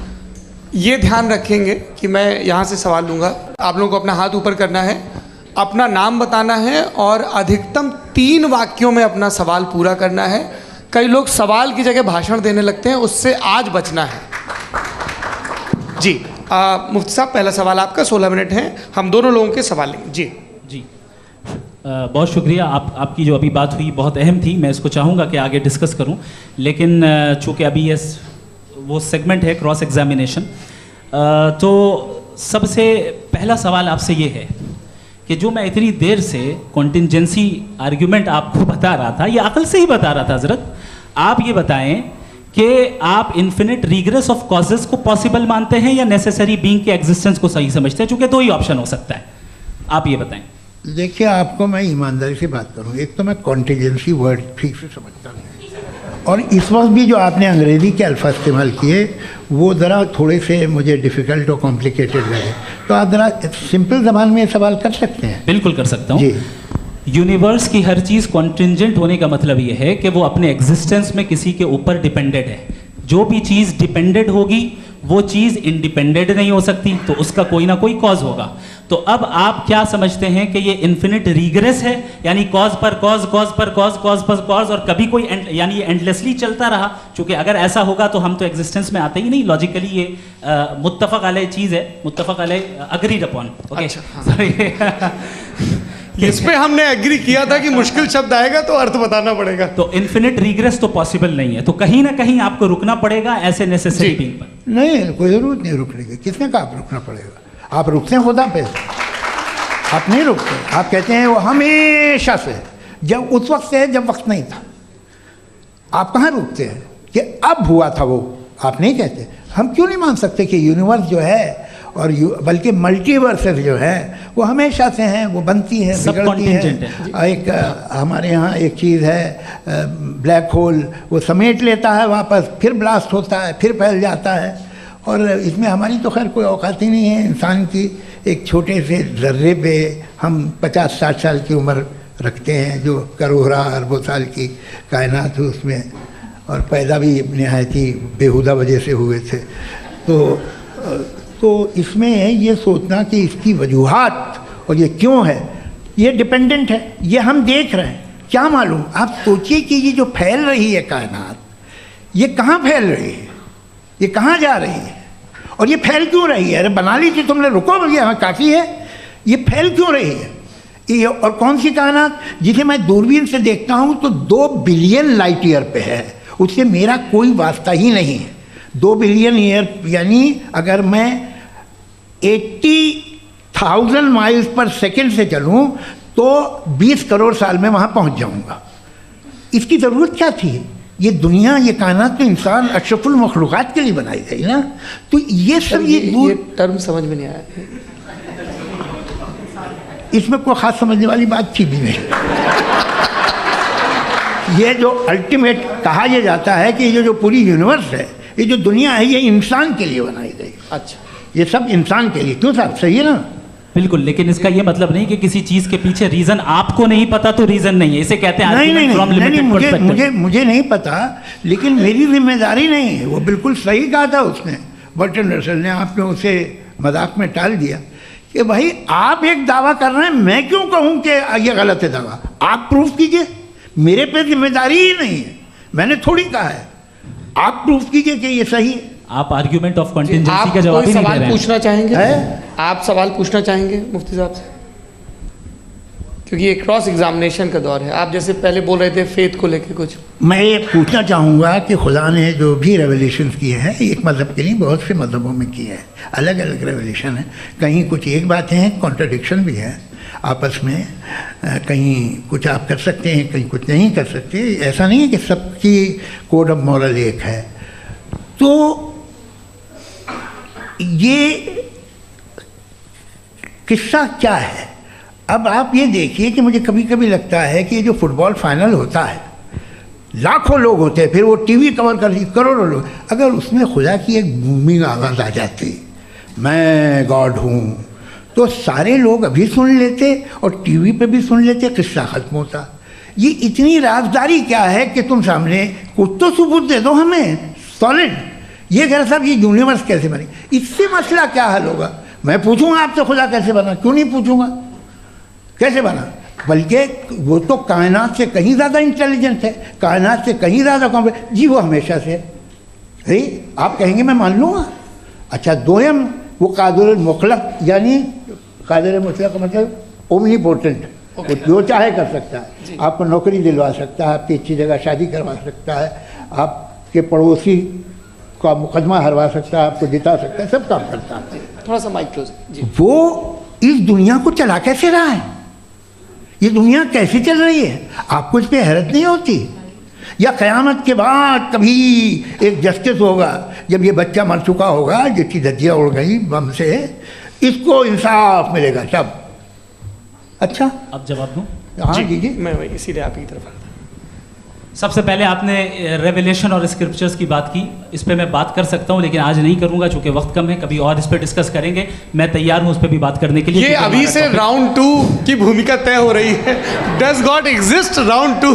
जी, चूँकि आज गॉड के एग्जिस्टेंस पे बात है तो मैं उसी के रिलेटेड जो है आपके सवालात को एंटरटेन भी करूँगा और मैं भी पूछूंगा। आपने कहा कि आपने साबित ही नहीं किया, जबकि आर्ग्यूमेंट ऑफ कॉन्टिजेंसी बुनियादी आर्ग्यूमेंट है। आप मुझे कॉन्टिजेंसी का मतलब बताइए, आपका मतलब क्या कॉन्टिजेंसी? कॉन्टिजेंसी का मतलब ये हुआ कि हर वो वजूद जो किसी भी चीज़ का पाबंद है, हर वो वजूद या हर वो चीज़ जो अपने एग्जिस्टेंस में किसी भी चीज़ के पाबंद है और उससे बाउंड है, उसको उसकी ज़रूरत है, उस पर डिपेंड करती है, तो जाहिर सी बात है कि उसका कोई ना कोई कॉज होता है। ये तो अक्ल की बात है, ये आप रीजनिंग की बात करते हैं, मैं वही कर रहा हूँ। दूसरी चीज़ आपने ये बात कही कि इतने बिलियन लाइट ईयर्स दूर है, उसका मेरा क्या लेना देना। फिर मेरे ख्याल से आपको ये नहीं कहना चाहिए I think therefore I am an atheist. आपको सोचना चाहिए, सिर्फ आप एक लिमिटेड दायरे में रहकर नहीं सोचें बल्कि बाहर निकलकर सोचें। आपने तीसरा सवाल किया, आपने 2-3 सवाल एक साथ। ऐसी बातें ना कीजिए, कुत्तों को इतराज़ हो जाएगा आप पे कि आप कुछ भी सोचिए। ये इजाज़त आपको है नहीं, मुझे है।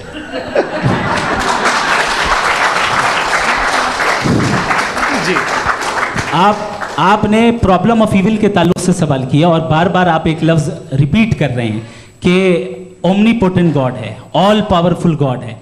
यही तो दरअसल समझना है कि गॉड का कॉन्सेप्ट क्या है।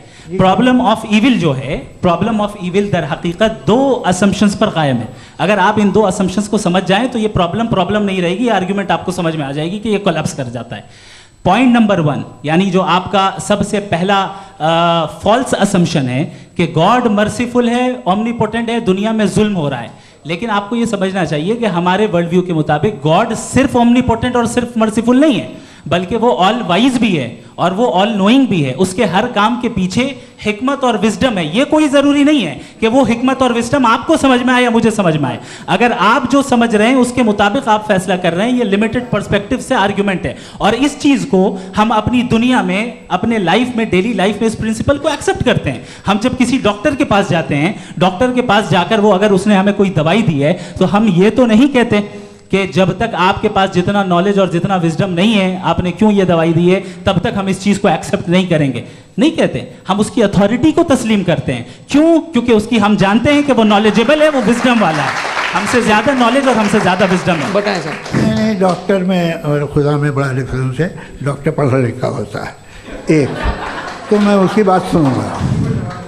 2 ये नहीं, कुछ जवाब तो ये भी नहीं है सर। प्लीज, अगर सब ऑडियंस से बोलने लगेंगे तो फिर मतलब नहीं सिविलाइज्ड बहस का। मतलब आप ये कहें कि चूंकि आप डॉक्टर पे बिलीव करते हैं इसलिए खुदा पे बिलीव किए, क्या ये मिसाल आपको समझाने के लिए आर्गुमेंट है, इस पे आपको एतराज़ नहीं है।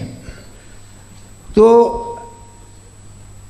सिंपल बात ये है कि मैं अगर ये यकीन कर लूँ कि एक ओमनीपोटेंट, उसकी मसलहत है, ये जो बच्चे मर रहे हैं ये मसलहत है उसकी, मुझे नहीं चाहिए इसकी मसलहत। उसकी मसलहत नहीं, यही तो समझना है, मतलब एक्सपीरियंस।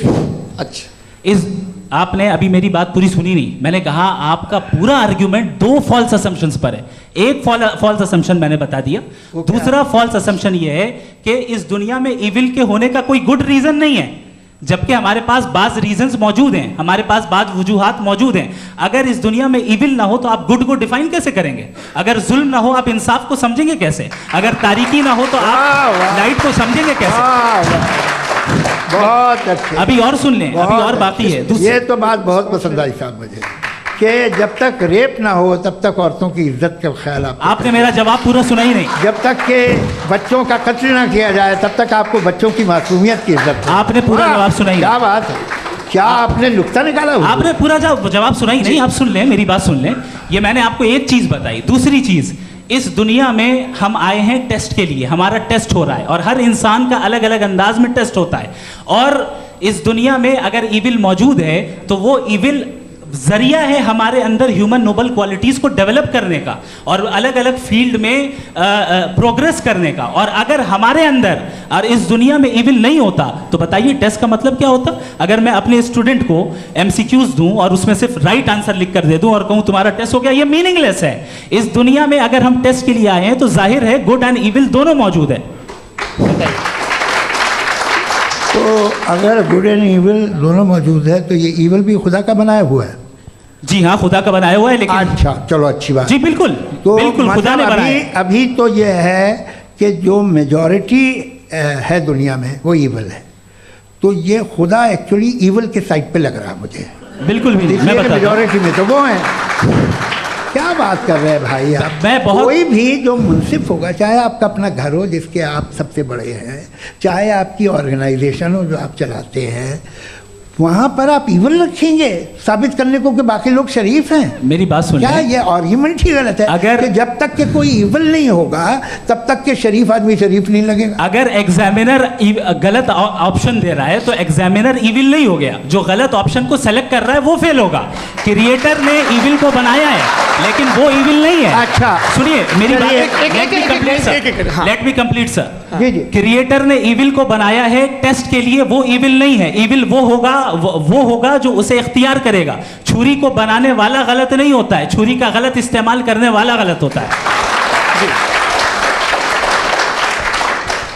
रेप को कैसे गलत इस्तेमाल करते हैं? रेप इंसान के फ्री विल का नतीजा है। ये रेप कैसे गलत इस्तेमाल होता है? ये मुझे अब सुन ले गलत इस्तेमाल होता है। हाँ मैं बता रहा हूँ ना, कैसे गलत मैं बता रहा हूँ कि जो इविल इस दुनिया में मौजूद है उसके कई सारे तरीके हैं। एक तरीका इंसान का अपना फ्री विल है। अब अगर कोई रेपिस्ट रेप कर रहा है तो इसका गॉड का कसूर नहीं है, वो अपने फ्री विल का गलत इस्तेमाल कर रहा है, उसको सजा मिलनी चाहिए। अच्छा, और उसी के लिए जहन्नम बनाई गई है। ये फ्री विल का भी बड़ा चक्कर। आप जब कोई बुरा काम करते हैं या कोई बुराई होती है तो ये कहा जाता है कि ये फ्री विल है। 7 billion free wills are moving on this planet. 7 billion free will. और एक आदमी अपनी फ्री विल से मुझे कत्ल कर दे तो मैं खुदा की मर्जी से मरा हूँ कि इसकी फ्री विल की वजह से?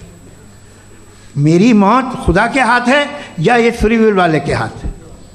खुदा ने फ्री विल का निज़ाम बनाया है और उस निज़ाम का गलत इस्तेमाल करके कोई आपको मार रहा है, इस्तेमाल करके मेरा कत्ल कर देता है। अब मेरी मौत का जिम्मेदार कौन है? वो इंसान जिम्मेदार है। वो इंसान जी। तो ये कहना कि और उसको सजा मिलेगी। तो अब आप आगे चलिए कि ये तय करना कि अल्लाह ही या अल्लाह ने खुदा ही जिंदगी देता है, खुदा ही मौत देता है, ये गलत है। बिल्कुल गलत नहीं है। हाँ, नहीं, निज़ाम उसी ने बनाया फ्री विल का। निज़ाम मौत और हयात का उसी ने बनाया। You are contradicting yourself. अभी आपने कहा कि एक आदमी ने फ्री विल से आपको मार दिया, इसमें उसे फ्री विल दी गई थी, उसने गलत इस्तेमाल किया।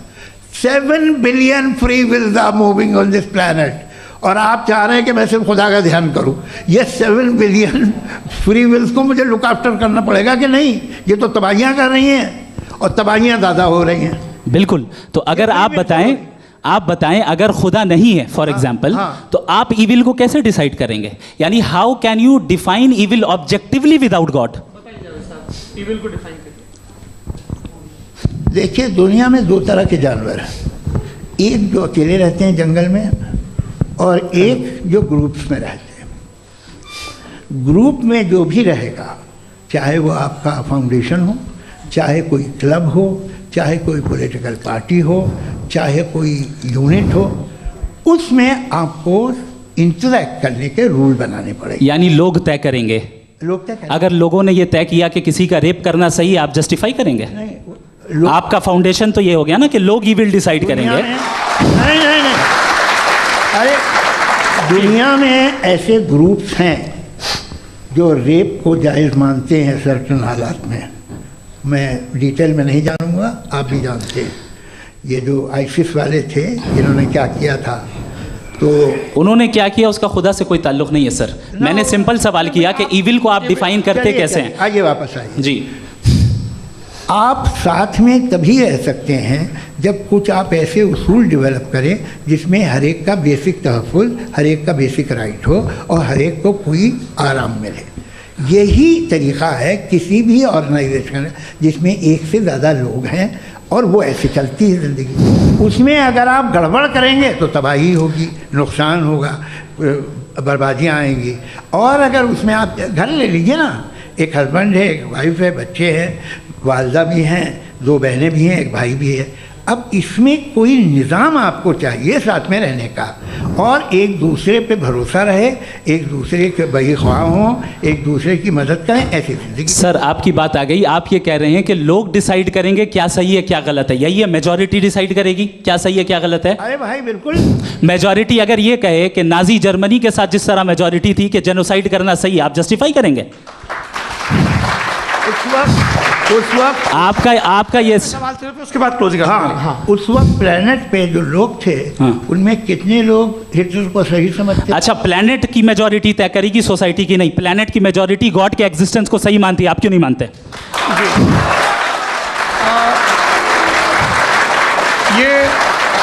हेलो ये क्रॉस क्वेश्चन का राउंड यहाँ पर समाप्त होता है।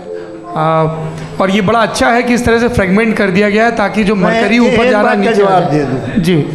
प्लेनेट की ज़्यादातर मेजॉरिटी कुछ दूसरे मजहबों के खुदा को मानती है। आप उन्हें क्यों नहीं? आप तो मेजॉरिटी की बात कर रहे हैं। अच्छा, ये क्लोजिंग आप ये कह रहे हैं इविल और गुड को डिसाइड मेजॉरिटी करेगी, मेजॉरिटी जो कर दे वो सही हो जाएगा। क्लोजिंग इसको जैसा आप ही लोगों ने तय किया है उसी फॉर्मेट को फॉलो कर लेते हैं। हाँ भाई, मैंने तो भले लोगों पे एतबार किया और तब मॉडरेशन तय किया जी। आपके पास 5 मिनट का वक्त है, क्लोजिंग आर्ग्यूमेंट है, उसके बाद हम ऑडियंस से क्वेश्चन आंसर लेंगे जावेद साहब की क्लोजिंग आर्ग्यूमेंट के बाद। ओके, बहुत शुक्रिया जी। हमारा जो टॉपिक है डज गॉड एग्जिस्ट, मैं इस पे इतने एकेडमिक तैयारी करके आया था, मुझे था कि मैंने सोचा था कि कई सारे मैं आर्ग्यूमेंट्स दूंगा, लेकिन वक्त की भी किल्लत और जावेद साहब बार बार इधर उधर चले जा रहे थे तो उसको भी थोड़ा एंटरटेन करना पड़ गया। डज गॉड एग्जिस्ट पे मैं एक ही आर्ग्यूमेंट दे पाया। आर्ग्यूमेंट्स बहुत हैं और डेफिनेटिव आर्ग्यूमेंट्स हैं, और मेरे आर्ग्यूमेंट को किसी एक राउंड में भी इन्होंने एंटरटेन नहीं किया और रेफ्यूट नहीं किया, एक राउंड में भी नहीं, एक राउंड में भी नहीं। और ना ही अभी आपका क्लोजिंग आर्ग्यूमेंट आएगा, नहीं वो बता देना। Argument of contingency sir. अरे मैं आपसे कई बार कह चुका हूँ कंटिजेंसी का मतलब। अब मैं कैसे समझाऊं आपको? आपस में हाँ, आप और कितने आसानी से समझाऊं मैं, मुझे तो नहीं समझ में आ रहा है। आप अपनी आर्ग्यूमेंट ऑफ कंटिजेंसी उर्दू में बोल सकते हैं। हाँ, आप अपनी बात पूरी कर लें जी, आखिरी 4 मिनट। दूसरी चीज, just a minute please ma'am, can I talk? दूसरी चीज ये है कि आपने एक तो इसका जवाब नहीं दिया, दूसरा आपने गॉड के ना होने पर कोई डेफिनेटिव आर्ग्यूमेंट नहीं दिया, सिर्फ मजहब पे बात कर रहे हैं आप। मजहब तो आज हमारा टॉपिक ही नहीं था। आज तो हमारा टॉपिक हो, आप मजहब से ले लेकर आईएस तक चले गए। भाई हमारा क्या ताल्लुक है उससे? We condemn them. और उसका गॉड से क्या ताल्लुक है? अगर कोई गलत काम कर रहा है, किसी ने किसी को कत्ल किया, किसी ने किसी का रेप किया, उसको सजा मिलनी चाहिए। और आपके पास कोई भी rational strong foundation of morality नहीं है। आपने कहा कि मेजॉरिटी तय करेगी सोसाइटी की, वो सही होगा। मैंने कहा हिटलर को फिर आप सही कहेंगे? नहीं, प्लैनेट की सोसाइटी की मेजॉरिटी तय करेगी। तो प्लैनेट की मेजॉरिटी गॉड के एग्जिस्टेंस को मानती है, आप कह रहे हैं ये रिलीजियस है। तो यानी आपके पास कोई स्ट्रॉन्ग फाउंडेशन नहीं है ऑब्जेक्टिव मोरालिटी का। ऑब्जेक्टिव मोरालिटी का अगर कोई फाउंडेशन है तो वो सिर्फ गॉड है, गॉड है, गॉड है। थैंक यू जी। ये मुफ्ती शमाइल नदवी साहब का क्लोजिंग आर्ग्यूमेंट था। अब हमारे पास जी, मैं जी ये बड़ा अच्छा है कि दोनों लोगों को मॉडरेटर से शिकायत भी और बोल रहे भाई हमारी शाबाशी भी तो करते चलो। अब मेरी बात जी, आपके पास जावेद अख्तर साहब 5 मिनट का वक्त है, ये आपका क्लोजिंग आर्ग्यूमेंट है, टाइम रीसेट कर दें जी। देखिए, बहुत सारी बातें हैं। गॉड का डेफिनेशन दुनिया के किसी भी रिलीजन में है कि वो ओमनीपोटेंट है, ओमनीप्रेजेंट है, he is just, he is kind, he loves you and so on. मैं जब दुनिया देखता हूँ तो मुझे कोई ऐसा सुप्रीम पावर यहाँ दिखाई नहीं देती है जो इंसान की बहबूदी के लिए कुछ कर रही हो, कमज़ोर को बचा रही हो, मदद कर रही हो, जालिम को पीछे हटा रही हो। मैं नहीं देखा, तारीख़ में नहीं। एक तो अगर है और ये देख रहा है तमाशा, तो उसका होना न होना बराबर है। दोयम ये कि ये जो है, जब आप ये कहते हैं कि कायनात जिसकी कंटिजेंसी है, मैं देखिए वो लफ्ज़ इस्तेमाल किया मैं, तो ये कैसे हो सकती है भाई? और फ़ौरन आप सरेंडर कर देते हैं कि जाहिर है कि इसका बनाने वाला तो इससे 10,000 गुना ज़्यादा कॉम्प्लिकेटेड होगा। उस पर आपके होने पे कोई इतराज़ नहीं है। उसे वो टाइमलेस है, वो पहले से था, टाइम तो बहुत बाद में आया, ये सब आप मानने को तैयार है, जिसका आपके पास कोई सबूत नहीं, आपके पास कोई रीज़न नहीं है। आपकी तारीख क्या है मज़हबों की? बिलीफ की, जो खुदाओं का बिलीफ है, ये कॉन्स्टेंटली गलत साबित होता रहा है। मतलब आप कहें कि अरिस्टोटल के ज़माने में तो सब जाहिल थे, वो भी इतने ही यकीन से खुदा पे यकीन रखते थे, जो अब नहीं रहा, ये भी नहीं रहेगा, आप लिख लीजिए। और इसके आसार आपको दुनिया में दिखाई देना शुरू हो चुके हैं। ये बहस क्या आज से 100 साल पहले इस तरह हो सकती थी? यहाँ तक तो आपको हम ले आए हैं। तो सर अरे इनको मदद की ज़रूरत नहीं भाई, ये सेल्फ सफिशिएंट आदमी है, आप क्यों इनकी मदद कर रहे हैं? Sir please. तो ये जो है तमाम बातें अपनी जगह हैं। ये एक पैकेज है, आप अकेले, कोई आदमी ऐसा नहीं जो सिर्फ गॉड को मानता हो, उसके साथ बहुत पैराफर्नेलिया आता है, अलग अलग पैराफर्नेलियाज आते हैं। They have always created chaos in the society. मैं तो आपको सीधा ऑफर देता हूँ कि दुनिया में 10 इम्पॉर्टेंट बिलीव्स हैं, आप एक मानते हैं, 9 नहीं मानते, 9 में आप एथियस्ट हैं, 9 को आप बिल्कुल रीजनेबली मेरी तरह देखते हैं। तो 90 मजहबी आदमी भी 90% एथियस्ट है, वो दूसरे खुदा नहीं मानता, एक खुदा मानता है अपना वाला, बाकियों को कहता है गलत है। अगर आप मानना ही बंद कर दें तो आपका 10% चांस है कि आप सही हैं और 90% चांस है कि आप गलत हैं। मेरा मशवरा है, आप मानना छोड़ दिए तो 50% चांस होगा कि आप सही हैं और 50% चांस होगा, 40% आप गेन करेंगे बाय बिकमिंग एन एथियस्ट।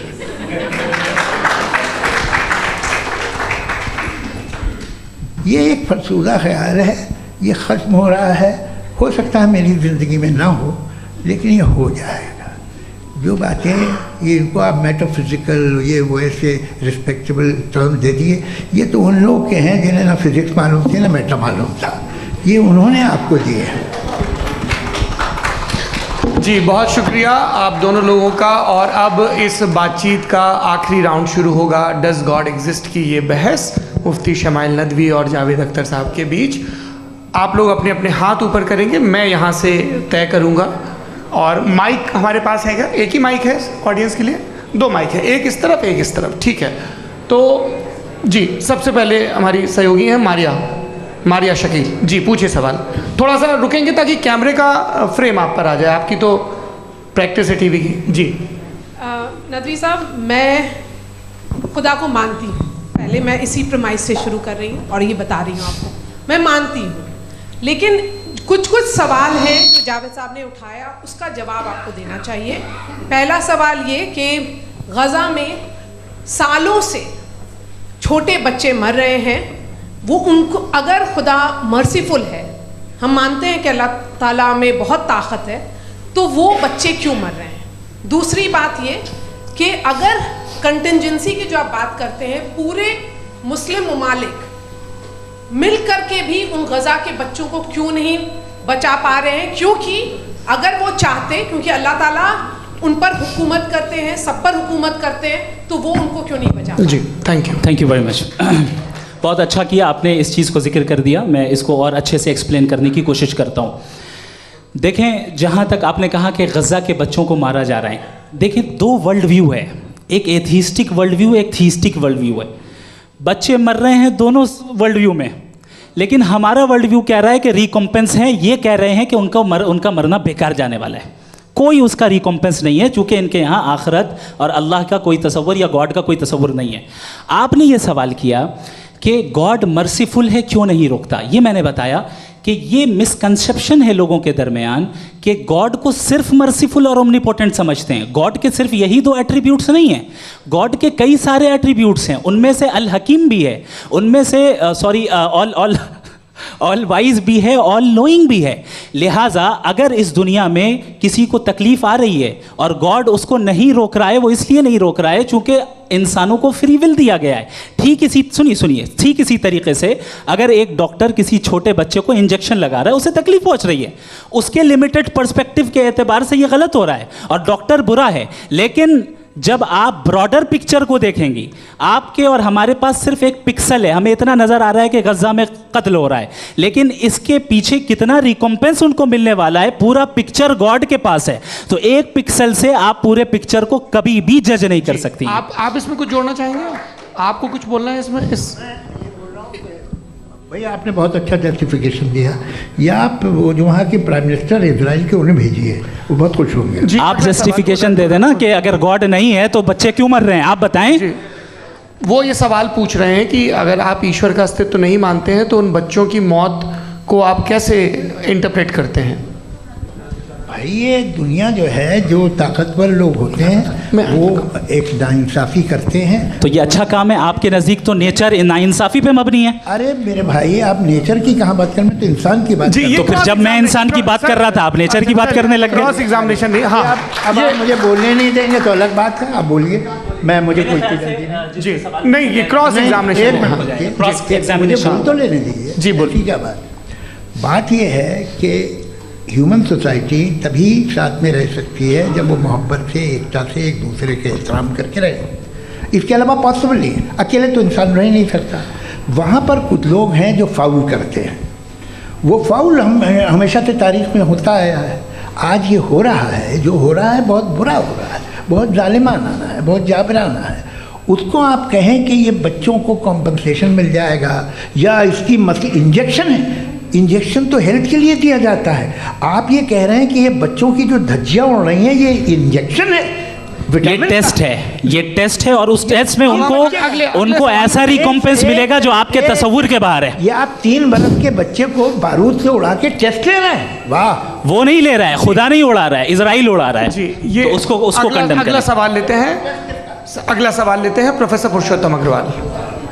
मुफ्ती साहब, एक निवेदन आपसे है कि कम से कम थोड़ा सा माइक क्लोज, एक रिलीजियस और फिलोसफिकल कर मैम प्लीज। एक रिलीजियस और फिलोसफिकल ट्रेडिशन है जो ब्रह्मांड को यानी यूनिवर्स को ही अंतिम मानती है। सर्वम खलु इदम ब्रह्मम, this is Chandogya Upanishad, and it completely rules out the existence और नेसेसिटी, आपके शब्दों में necessity of a creator. The creation itself is the creator. तो एक मिनट प्लीज। दूसरा जो सवाल आपने अभी, जो आप बार बार कह रहे हैं कि भगवान विद्वान भी है, वाइज, सब जानने वाला, तो अगर विजडम में दुनिया भर के पापों और अत्याचारों को बर्दाश्त करना शामिल है, तो फिर इसका मतलब ये हुआ कि अगर मैं फ्री विल से उसको अपोज करता हूँ तो ईश्वर की विजडम और मेरी फ्री विल में कॉन्ट्राडिक्शन है। Because when I am opposing whatever is happening in Gaza, then I am opposing the God's will और गॉड्स विजडम।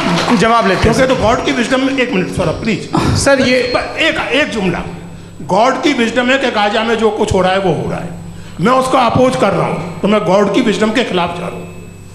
एक सवाल। दूसरा ये नहीं, आपने 2 ऑलरेडी। सर आप और सवाल कर लें, लेकिन मुझे 2 जवाब दे। पहले आपने ये कहा, सुनिए मेरी बात सुनिए। इजराइल के गॉड के मुताबिक तुम्हारा ठीक हो रहा है ना? नहीं हो रहा है, सीख नहीं हो रहा है, मैं बता रहा हूँ क्या हो रहा है। आप तशरीफ रखें, मैं बता रहा हूँ क्या हो रहा है। Let me complete please. एक सेकंड गाइस, एक सेकंड। ये देखिए, ऐसा है कि ये सब बड़ा आपस में विचार विमर्श के बाद ये तय हुआ था कि कुछ नियम बना लिए जाएं ताकि एक टाइम बाउंड बातचीत चले। और भाई साहब, आप बड़ा ज़रूरी काम कर रहे हैं लेकिन कैमरे के फ्रेम में आके उस काम को गड़बड़ कर दे रहे हैं। ठीक है गुरु, अब मेरे को कहीं का गुस्सा कहीं निकालना था, सॉरी। नहीं, कोई गुस्सा नहीं है जी। तो प्रोफेसर ने सवाल पूछे, आप उनके जवाब दें, और थोड़ा ये सब लोग थोड़ा ख्याल रखें भाई, सवाल संक्षिप्त रखें जी। आपने 2 सवाल किया। सबसे पहला ये कहा कि हमारे पास ये कॉन्सेप्ट है कि ये यूनिवर्स खुद नेसेसरी बीइंग है, creation itself is the creator. How irrational is this कि मैं एग्जिस्ट करूंगा बाद में, लेकिन अभी एग्जिस्ट कर भी रहा हूं, यानी एक ही टाइम में एग्जिस्ट भी कर रहे हैं, नहीं भी कर रहे हैं। This is not true. दूसरी चीज आपने कहा कि अगर इजराइल में, सॉरी माफ कीजिएगा, Israel doesn't exist, occupied Palestine में अगर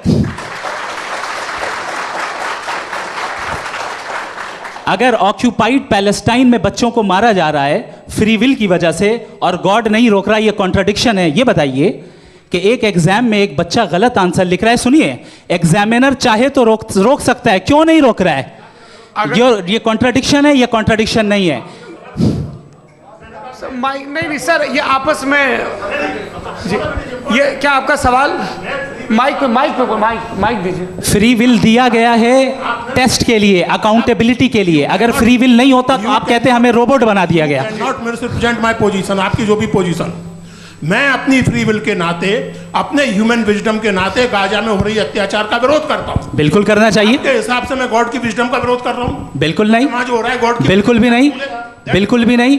उसका वहां पर गाजा में कत्ल होना ये इंसानों के गलत इस्तेमाल का नतीजा है, फ्री विल के इस्तेमाल का नतीजा है। गॉड इसका हुक्म नहीं देता, उससे रोकता है। यही तो मसला है ना। आपके लिए कॉन्सेप्ट क्लियर नहीं नहीं भाई, आपने तो बताया था इंजेक्शन लगाने से बच्चे को तकलीफ होती है, ये इंजेक्शन लगा। सर आप ऐसे रेटोरिक स्टेटमेंट दें तब तो कोई मसला नहीं समझते रहेंगे। This is a rhetoric statement, this is not a logical argument sir. I am sorry, I am sorry. आखिरी 30 मिनट बड़े मुश्किल होने वाले हैं। जी मुफ्ती साहब आगे बैठे हैं, इनको माइक दीजिए।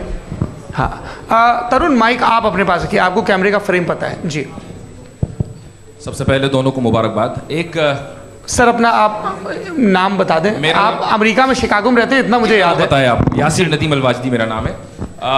जावेद सर आपसे क्वेश्चन है इन्फिनिट रिग्रेस के ताल्लुक से। एक हाइपोथेटिकल सिनेरियो है, मसलन अगर आप सर माइक थोड़ा सा प्लीज क्लोज रखें। ओके जी। अगर आप शायर इसलिए हैं कि आपके कोई उस्ताद शायर थे, और वो इसलिए शायर थे कि उनके कोई उस्ताद शायर थे, और इसी तरीके से हम माजी में पीछे चलते चलते चले जाएं और कहीं ना रुकें, तो माफ़ कीजिएगा आप कभी शायर नहीं हो सकते। लेकिन आप शायर हैं, आपका शायर एग्जिस्ट करता है, इसका मतलब ये है कि आप कहीं ना कहीं रुके हैं। तो मेरा सवाल ये है कि क्या आप इन्फिनिट रिग्रेस ऑफ कॉजेस को लॉजिकल फैलेसी मानते हैं या नहीं मानते? हाँ या ना? मैं इन्हें लॉजिकल फैलेसी नहीं मानता हूँ, लेकिन मेरा प्रॉब्लम यह है कि जब मैं नहीं मानता हूँ तो I will continue with this logic जो फैलेसी नहीं हो।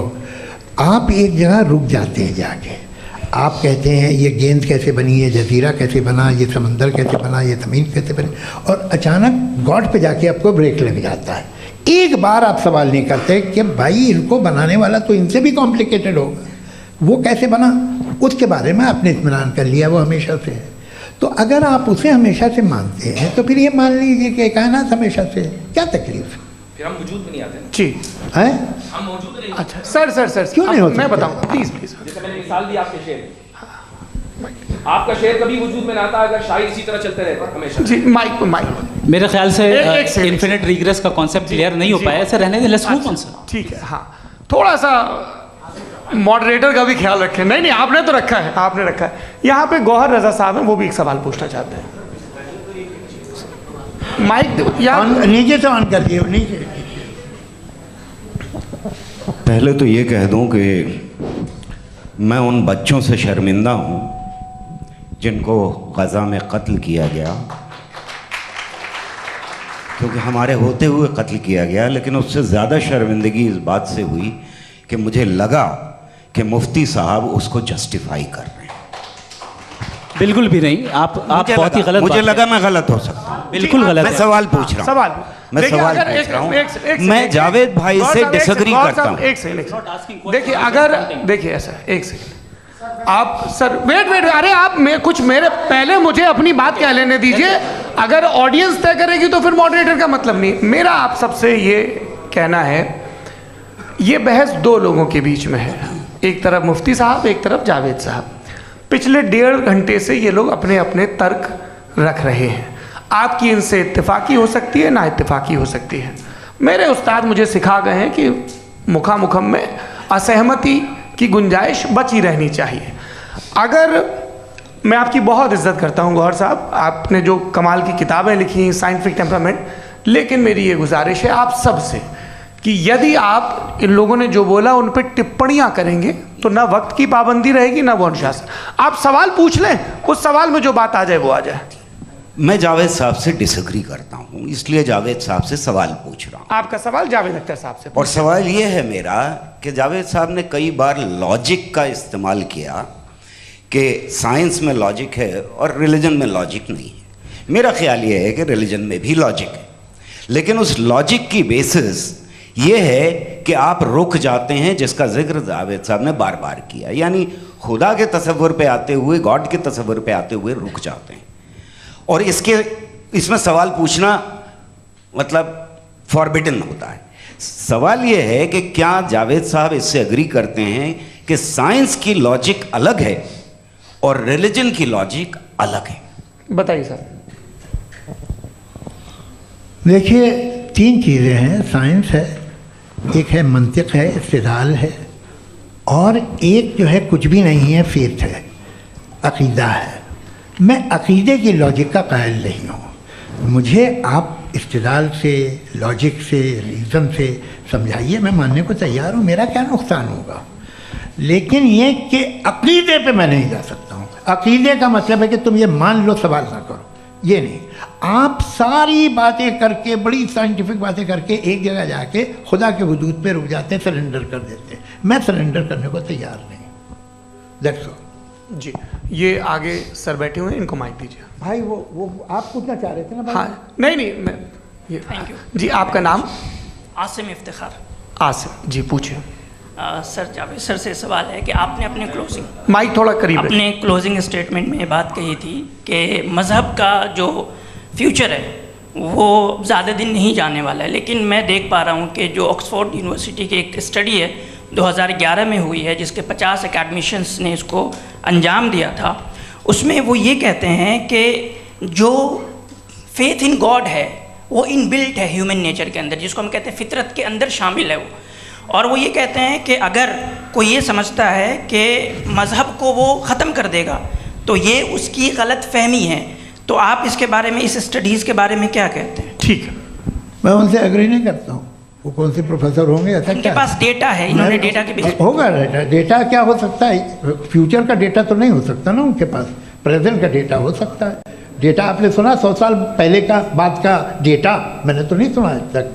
तो आज उनकी ये राय है और होगी राय, ठीक है। दुनिया में तरह तरह की राय है लोग, लेकिन मैं समझता हूँ कि वक्त के साथ इंसान ज़्यादा से ज़्यादा रीज़नेबल और लॉजिकल होता जा रहा है।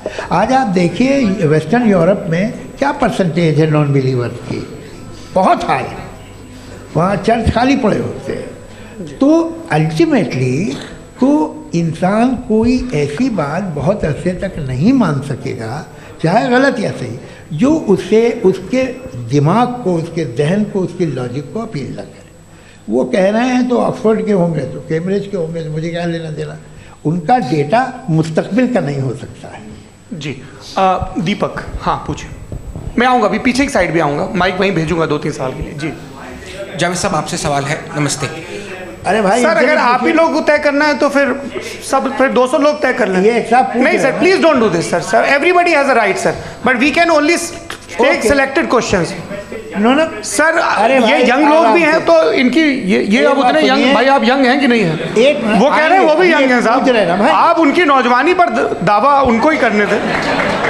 हाँ मुफ्ती साहब, आप यंग, हाँ पूछे। अरे भैया सर, मेरा सवाल ये है, कुछ इनसे भी तो पूछो। जी नहीं, बस आपसे एक सवाल है। जैसे थीस्टों के पास, अपने जो ईश्वर को मानते हैं, उनके पास अपने सोशल गेट टुगेदर्स हैं। 5 रोज़ा क्रिसमस आने वाला है, होली है, दिवाली है, ईद है। एथिस्ट क्या ऑफर कर रहे हैं? मतलब मैं इनकी दुकान से बोलूँ, मैं आना चाहता हूँ उस तरफ, पर मैं अट्रैक्ट नहीं हो पा रहा हूँ। मैं सोशल गेट टुगेदर्स क्या है आपके पास? वो ये कह रहे हैं कि जो धार्मिक लोग हैं, अलग अलग धर्म के लोग, उनके उत्सव त्योहार, कॉन्ग्रेगेशन बहुत हैं। अब आपको मैं एक सुनाता हूँ, यहाँ हिस्टोरियन भी बैठे हैं। मृदुला जी, आप बताइएगा सही है कि नहीं। ये एक कॉन्स्टेंटाइन, एक ग्रीक रोमन बादशाह था, जो क्रिश्चियनिटी आने के 400 साल बाद उसने डिसाइड किया कि मैं क्रिश्चियन हो जाऊंगा, मेरी पूरी स्टेट कैंसिल हो जाएगी। उस ज़माने में ऐसे ही होता था, राजा जो धर्म इख्तियार करता था वो जनता भी कर लेती थी। इसलिए कि वो हो गया था बैंकरप्ट, और उसे जो मेडिटेरियन कोस्ट के रिच क्रिश्चियन वो थे मर्चेंट, तो उससे पैसा चाहिए था। तो उसने कहा यार क्रिश्चियन हो जाओ। तो उसने अपने वजीर से कहा कि भाई ये हिस्ट्री है कि अब हम लोग क्रिश्चियन हो जाते हैं। पहले सर हो जाएंगे, कोई प्रॉब्लम नहीं है, लेकिन एक प्रॉब्लम ये है कि 17 दिसंबर से 25 दिसंबर तक जो पेगन फेस्टिवल होता, जो पेगन जो फेस्टिवल होता है वो बंद हो जाएगा, इसलिए कि हम क्रिश्चियन हो गए तो होगा नहीं। तो वो बच्चों को बहुत बुरा लगेगा, पब्लिक को बहुत इन्जॉय करते हैं, ख़ासतौर से 25 को मेन डे। तो उसने कहा हाँ ये तो सही कह रहे हो। ये जीसस क्राइस्ट की पैदाइश कब थी? कहते साहब वो अप्रैल में थी। नहीं, कट करो, वो 25 दिसंबर को है। ये हकीकत है। और 400 साल बाद क्रिश्चियनिटी के अप्रैल से दिसंबर ले आए, और इसलिए कि यहाँ पेगन फेस्टिवल होता था। अब मनाते हैं आप आराम से। ये जो सारे फेस्टिवल हैं ये रिलीजन से, हर एक को एक इंटरटेनमेंट डिपार्टमेंट चाहिए होता है अपनी कंपनी चलाने के लिए। तो ये रिलीजन ने, ये सेकुलर त्यौहार थे जिन्हें रिलीजन्स ने ले लिया है। ये मौसम के थे, फसलों के थे, किसानों के थे, उसको आपने लेके रिलीजियस रंग दे दिया। ये कोई रिलीजन से थोड़ी आए आप। अच्छा हमें देखिए, हम तो मुल्द हैं, हम ईद मनाते हैं, हम दिवाली मनाते हैं, हम होली मनाते हैं, हम क्रिसमस मनाते हैं। बम्बई की फिल्म इंडस्ट्री की सबसे बड़ी होली हमारे घर में, सबसे बड़ी ईद हमारे घर में। वो हमारी सोशल वो है, हमारे हेरिटेज है। ऐसा थोड़ी है कि we will throw the baby along with the water. ये तो अच्छी चीज़ है, इन्हें रखो, जो बेकार है फेंक दो। जी हाँ, हेलो जी, मेरा सवाल नादवी जी से है। जैसा कि आपने बोला कि गॉड टाइम के भी परे हैं और गॉड इतनी कॉम्प्लेक्स चीज़ है कि उसे ह्यूमन माइंड समझ नहीं सकता, और गॉड ने अर्थ पे फ्री विल भी दे दी है, तो आप अपना वक्त ज़ाया क्यों कर रहे हैं गॉड के बारे में बात करके? अपन को तो बात करनी चाहिए कि सोसाइटी को बेहतर कैसे करें। जी, मैं गॉड वही बताता है सोसाइटी को कैसे बेहतर करें। अभी मैं आपका जवाब देता हूँ। आपने कहा कि टाइम पे वो एग्जिस्ट नहीं करता, मेरा सवाल ये है कि जैसा आपने बोला कि गॉड बहुत ही कॉम्प्लेक्स चीज़ है। मैंने कहा ही नहीं कि कॉम्प्लेक्स है, तो आपके अल्फाज हैं। कॉम्प्लेक्स का लफ्ज़ गॉड के लिए सुइटेबल नहीं है। क्यों? क्योंकि कॉम्प्लेक्स वो चीज़ें होती हैं जो ऑब्जेक्ट हो। God is not an object जिसको आप इंस्ट्रूमेंट के जरिए लेबोरेटरी में जाके टेस्ट करें, oh it's very complex. No, वो कोई कार का इंजन नहीं है। मेरा वो फिलोसॉफिकली नेसेसरी बीइंग ऐसी बीइंग है जो सिंपल बीइंग है। हाँ, आप उसको मुकम्मल तौर पे उसकी तमाम हिकमतों को जान ले और हर चीज़ को जान ले, ये पॉसिबल नहीं है, क्योंकि वो ऑल वाइज है, आप ऑल वाइज नहीं है, और वो खुदा है, वो आपको सारी चीज़ें बता दे, ये ज़रूरी नहीं। मेरा सवाल ये नहीं था, मेरा सवाल ये था कि जब गॉड इतना परे है इस दुनिया से कि उसने अर्थ पे फ्री विल भी दी है, हम सब ह्यूमंस की फ्री विल है, और जो सोसाइटी में हो रहा है वो अपन लोग डिसाइड करेंगे, तो अपन लोग डिसाइड नहीं करेंगे ना, अपन लोग डिसाइड नहीं करेंगे। गॉड जो है, गॉड ने वो उसकी ज़ात, उसकी एग्जिस्टेंस टाइम एंड स्पेस से परे है, लेकिन वो हमारा टेस्ट ले रहा है और उसी गॉड ने हमें बताया कि तुम्हें क्या करना है क्या नहीं करना है, तो जाहिर उस गॉड की बात सुनेंगे ना हम। जी, वो पीछे एक चश्मा लगाए जो मैम खड़ी हैं, उनको दीजिए। हाँ, आप जी जी बिल्कुल आएंगे। देखिए मैं कोशिश कर रहा हूँ सब तरफ जाने की। हाँ, उनको दीजिए माइक। जी, हेलो सर, मैं ओमनी प्रेजेंट नहीं हूँ, टाइम पाबंद हूँ, और जहाँ तक कोशिश कर सकता हूँ करूँगा। जी, अपना नाम बताइए। मेरा नाम उर्सुला है, मैं दिल्ली यूनिवर्सिटी की एक स्टूडेंट हूँ और मैं स्टूडेंट फेडरेशन ऑफ इंडिया से हूँ। मेरा सवाल मुफ्ती जी से है कि इस हॉल के इस कमरे में बैठ के हम लोग रेप की मोरालिटी के बारे में फिलोसफिकली बात तो कर सकते हैं, बट असलियत ये है कि रोज़मर्रा की ज़िंदगी में औरतें रेप के थ्रू गुजरती हैं, और हम लोग सिर्फ नंबर्स पे इस तरह नहीं देख सकते, क्योंकि कितनी औरतें हैं इन कंट्रीज़ में जहाँ पे आप बता रहे हैं कि केसेस कम हैं, जिनका एक्सेस है कि वो जाके केस फाइल कर सकें। कितनी औरतें हैं जो जिनको काम करने की आज़ादी है उन कंट्रीज़ में। यूरोप में ये आज़ादी आ गई, यूरोप में ये रूल्स आ गए, तो हम आज उसके बारे में बात कर पा रहे हैं। जी, जवाब। आपने ये कहा कि कमरे में बंद होकर हम लोग इस पर फिलोसफिकली बात कर सकते हैं, लेकिन हकीकत में क्या हो रहा है, वो ग्राउंड लेवल पे क्या हो रहा है जो बहुत गलत हो रहा है, और वो सफ़र कर रही हैं। आई एग्री, बहुत गलत हो रहा है, और जो गलत हो रहा है उसको हमें रोकना है। और क्यों रोकना है, वो गलत क्यों है? हमारे पास इसका ऑब्जेक्टिव फाउंडेशन है, इनके पास उसका ऑब्जेक्टिव फाउंडेशन नहीं है। मैं ये कहना चाह रहा हूँ कि जहाँ पे भी जुल्म हो रहा है, जहाँ पे भी औरत पे जुल्म हो रहा है, या उसकी इज्जत लूटी जा रही है, या उसे तकलीफ पहुँचाई जा रही है, और सिर्फ औरत नहीं, किसी इंसान के ऊपर भी जुल्म हो रहा है, तो उसके खिलाफ खड़ा होना, ये मॉरलिटी हमारे पास गॉड के पास से आई है। वरना जावेद साहब तो कह रहे हैं कि जो है मेजॉरिटी डिसाइड करेगी, तो मेजॉरिटी तो कभी भी बदल सकती है। क्या आप ये थोड़ी सी आपको गलतफहमी है। मैं अगर मेरे जुमले से ये मदनात निकला या मैंने कहा, तो ये जुमला मैं वापस लेता हूँ। ये मेरा मतलब ही नहीं था कि मेजॉरिटी डिसाइड करेगी। मेजॉरिटी डिसाइड करे तो दुनिया में बड़ी, वैसे आपने कहा था ये जुमला। अच्छा, हो सकता है, मैं मान रहा हूँ, बाद में रिकैप कर लेंगे। अरे एक सेकंड, मैं अपनी एक्सप्लेनेशन दे रहा हूँ। मुनासिब बात यह है कि हम सब के सब दिल में जानते हैं कि क्या अच्छा है क्या बुरा है, हमें पता है अच्छी तरह से। जो लोग बुरे काम करते हैं उन्हें भी मालूम अच्छा क्या है। यही तो सवाल था हजरत कि फिर ये मोरालिटी आई कहाँ से? क्रॉस एग्जामिनेशन, हाँ जी हाँ। मोरालिटी साथ रहने की डिजायर से आई, यानी साथ रहकर जो कुछ कह दे जो कुछ कर दे वो हो जाएगा? नहीं तो आप कायदे से रही कर सकते हैं जब तक लोगों में मोरालिटी हो, वरना क्यास हो जाएगा। ये आपको कैसे पता? जी हमने देखा ना, जहाँ मोरालिटी का क्यास हो गया, हम देखते हैं। कहाँ पे देखते भाई? तो दुनिया में आप जो कह रहे हैं, आप कहीं पे अगर गलत हो रहा है इस बहस तो के उसको बाद आप मैं गलत देखिए। आप एपिस्टेमोलॉजी की बात कर रहे हैं, मैं ओंटोलॉजी की बात कर रहा हूँ। मैं इस बहस के बाद आप दोनों लोगों को चाय पे होस्ट करूंगा, वहां पे क्रॉस एग्जामिनेशन कर लीजिएगा। अभी ऑडियंस का हक मार रहे हैं आप लोग भाई, सर जस्ट लोग हैं आप लोग। और ये भाई ये हाँ उधर आएंगे, जी सर आएंगे। अच्छा सर मेरा नाम लईकुर रहमान है और मैं अलीगढ़ मुस्लिम यूनिवर्सिटी का स्टूडेंट हूँ। और जहाँ तक मुझे पता है कि sir you are also product of Aligarh Muslim University. मैं भी उसी चमन का बुलबुल। हाँ सर, तो बड़ी खुशी हुई मुझे जान करके कि मैं आपसे मिलूँगा। सवाल सर मेरा सवाल ये है, सर सैयद अलैहिर्रहमा का नज़रिया ये था कि खुदा के वजूद को अक़ल के दायरे में रह कर के तलाश करना, न कि पूरी तौर से उसका इनकार कर देना। Sir how will you define it? नहीं तो ये तो आप इन्हें बताइए। ये सवाल है कि खुदा का वजूद साबित कर रहे हैं। नहीं तो सर आपने इनकार कर रखा है, इस वजह से मेरा क्वेश्चन। उन्होंने यही एक सेकंड, सर सैयद ने यही कहा ना कि अक्ल से आप खुदा के वजूद को साबित नहीं कर सकते, यही कहा ना भाई। वो उन्होंने कहा कर सकते हैं और वो कर दिया गया आज। वो फोन दो। तलाश करना या साबित करना अक्ल से नहीं हो सकता। अरे सवाल तो सुन लीजिए जी। अक्ल से नहीं हो सकता है, यही कहा ना आपने। अक्ल से हो सकता है। अरे वो यही कह रहे हैं भाई, आप बता रहे हो सकता है, वो तो कुछ और।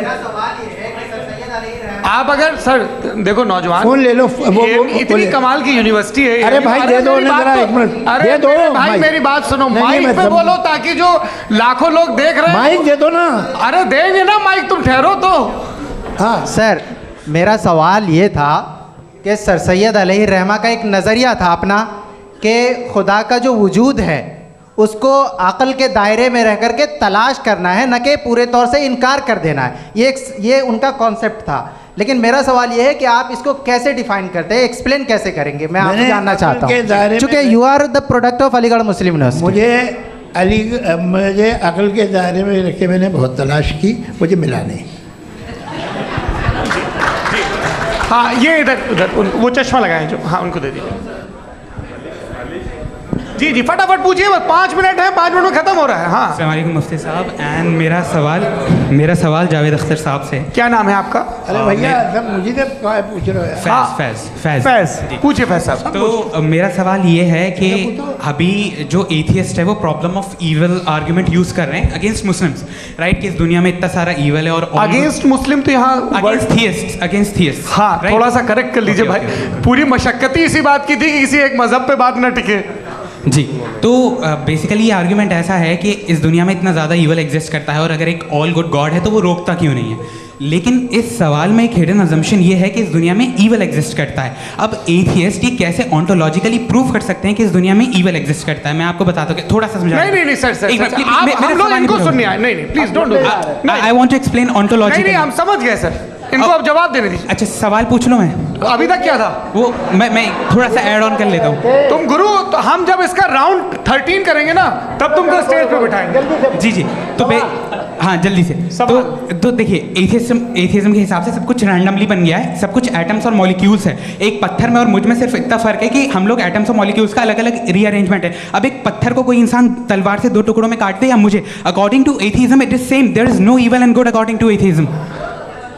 जी अच्छा फैज साहब का सवाल ये है कि हाँ कोशिश भी करते तो इससे गलत सवाल नहीं कर पाते। एक लाइफ फॉर्म है और लाइफ फॉर्म में फीलिंग्स हैं, मतलब लाइफ फॉर्म सुनता है, देखता है, टेस्ट कर सकता है, फील कर सकता है। तो उसकी जो क्वालिटी इस बबल में आ गई हैं, वो जानवर में भी है, इंसान में भी है। तो जाहिर है कि उसे कोई तकलीफ पहुंचेगी, तो चूंकि उसके पास वो सेंसिटिविटी है तो मैं करेगा। पत्थर में वो सेंसिटिविटी नहीं है। तो ये क्या सवाल हुआ कि अगर पत्थर को काटा तो पत्थर को तकलीफ नहीं होती, तो आपको काटे तो आपको क्यों तकलीफ हो? बैठ जाइए। जी हाँ अगला सवाल। हाँ पूछे। जी जावेद अख्तर साहब, अरे भैया, सब आप लोग मुफ्ती साहब को छोड़ रहे हैं, तो मेरे ही पीछे पड़े हैं क्या? फिर चलो बोलो भाई। You asked how God can exist when children die in Gaza. हाँ? You asked how God can exist when children die in Gaza, and you also mentioned the rise of atheism in Europe. But the same events also are leading many atheists and non-believers to turn towards faith. How do you interpret this contradiction, where suffering pushes some away from God, yet brings others closer to belief? देखिए, आपको एक बात बताऊं, दुनिया perfect तो कहीं भी नहीं है, हर जगह कुछ खामियां हैं। बेटा एक मिनट, मैं आप ही को कहेंगे, देखो वो तो कुछ खामियां, कमज़ोरियां, खराबियां सब जगह है। लेकिन अगर देखोगे ईमानदारी से कि दुनिया सबसे ज़्यादा महज़ब कहाँ है, एक आम शहरी को कहाँ हुकूक हासिल हैं, वो बोल सकता है, अपनी मर्ज़ी से काम कर सकता है, अपनी मर्ज़ी से राय दे सकता है, हुकूमत के ख़िलाफ़ बोल सकता है, बरसरे इक़्तिदार लोगों के बारे में बोल सकता है, सरमायादारों के ख़िलाफ़ बोल सकता है। तो आपको ये स्कैंडिनेवियन कंट्रीज़ में मिलेगा, वेस्टर्न यूरोप में मिलेगा। मैं नहीं कह रहा वो परफेक्ट है, बिल्कुल नहीं, वहाँ बहुत ख़राबियाँ भी हैं, परफेक्ट तो कोई। लेकिन जिन जिन मुल्कों में, लैटिन अमेरिका देखो, गल्फ़ देखो, वहाँ पर आपको ये ज़रूर है कि रेप नहीं होते होंगे। रेप की ज़रूरत क्या है भाई? उसको तो ख़रीद लो, घर में रखो, सड़क पर रेप करने की क्या ज़रूरत है? मगर सुनिए, मगर हकीकत ये है कि वहाँ शख्सी आज़ादी राय देने की, बोलने की नहीं है। जी, ये एक आखिरी सवाल मुफ्ती साहब से। हाँ मैम, इनको माइक दीजिए। शुक्रिया। मेरा नाम मनीषा है, मैं हरियाणा से आई हूँ। मैं मुफ्ती साहब से एक बात पूछना चाहती हूँ। आप बार बार जावेद साहब को कॉन्ट्राडिक्ट तो कर रहे हैं कि आपने ये कहा, लेकिन आप भी अजम्पशंस के बेसिस पे बात कर रहे हैं। आपने खुदा के होने का कौन सा प्रूफ पेश किया है, खुदा की एग्जिस्टेंस का? अब इस सवाल को अलग रहने दीजिए, कौन एथीस्ट है कौन नहीं है। और दूसरी बात जो आपने एक छोटी सी कही थी कि ये फ्री विल का इस्तेमाल करता है इंसान अपनी, लेकिन उस फ्री विल का इस्तेमाल में मतलब खुदा ने ये दे दी सबको ये इजाज़त कि वो कितना घिनौनापन और कितने ज़्यादा ख़राब से ख़राब तरीके इस्तेमाल कर सकते हैं। जब आप सुनते जी, आप फ्री विल को मानती है ना, या आप कहती है कि फ्री विल नहीं है ना? मानती है ना? तो अब आपके पास इसका कोई एक्सप्लेनेशन नहीं है कि अगर एक इंसान उस फ्री विल का इस्तेमाल करके गलत काम कर रहा है और बच के अच्छी ज़िंदगी गुजार के निकल जा रहा है, उसका कोई रिकम्पेंस नहीं है। हमारे वर्ल्ड व्यू में जो इंसान गलत काम कर रहा है उसको भी रिकम्पेंस यानी उसका बुरा बदला मिलना है, और जो सही काम कर रहा है उसको सही बदला मिलना है। लिहाजा जो फ्री विल है वो इस तरीके से है कि एक लिमिटेड टाइम तक खुदा ने मोहलत दी है। ऐसा नहीं कि छूट दे दी, जो करना है करते रहो हमेशा। वक्त आएगा जब एग्जाम का टाइम खत्म होगा तब रिजल्ट आएगा, दौराने एग्जाम जबरदस्ती आपको नहीं बताया जाएगा। अरे भाई एक जी सवाल मुफ्ती साहब से मेरा सर मुफ्ती साहब से जी हाँ रुक जाइए, आपसे फोन आप इसके बाद आपसे यही रहेंगे वो। हाँ बोलिए। मैं मुफ्ती साहब एक ही सवाल करता हूँ कि अगर जो हो रहा है फ्री विल से हो रहा है और एक दिन बरोज़ क़यामत इंसाफ होगा मैशर में वगैरह वगैरह, तो दुआ क्यों मांगते हैं लोग?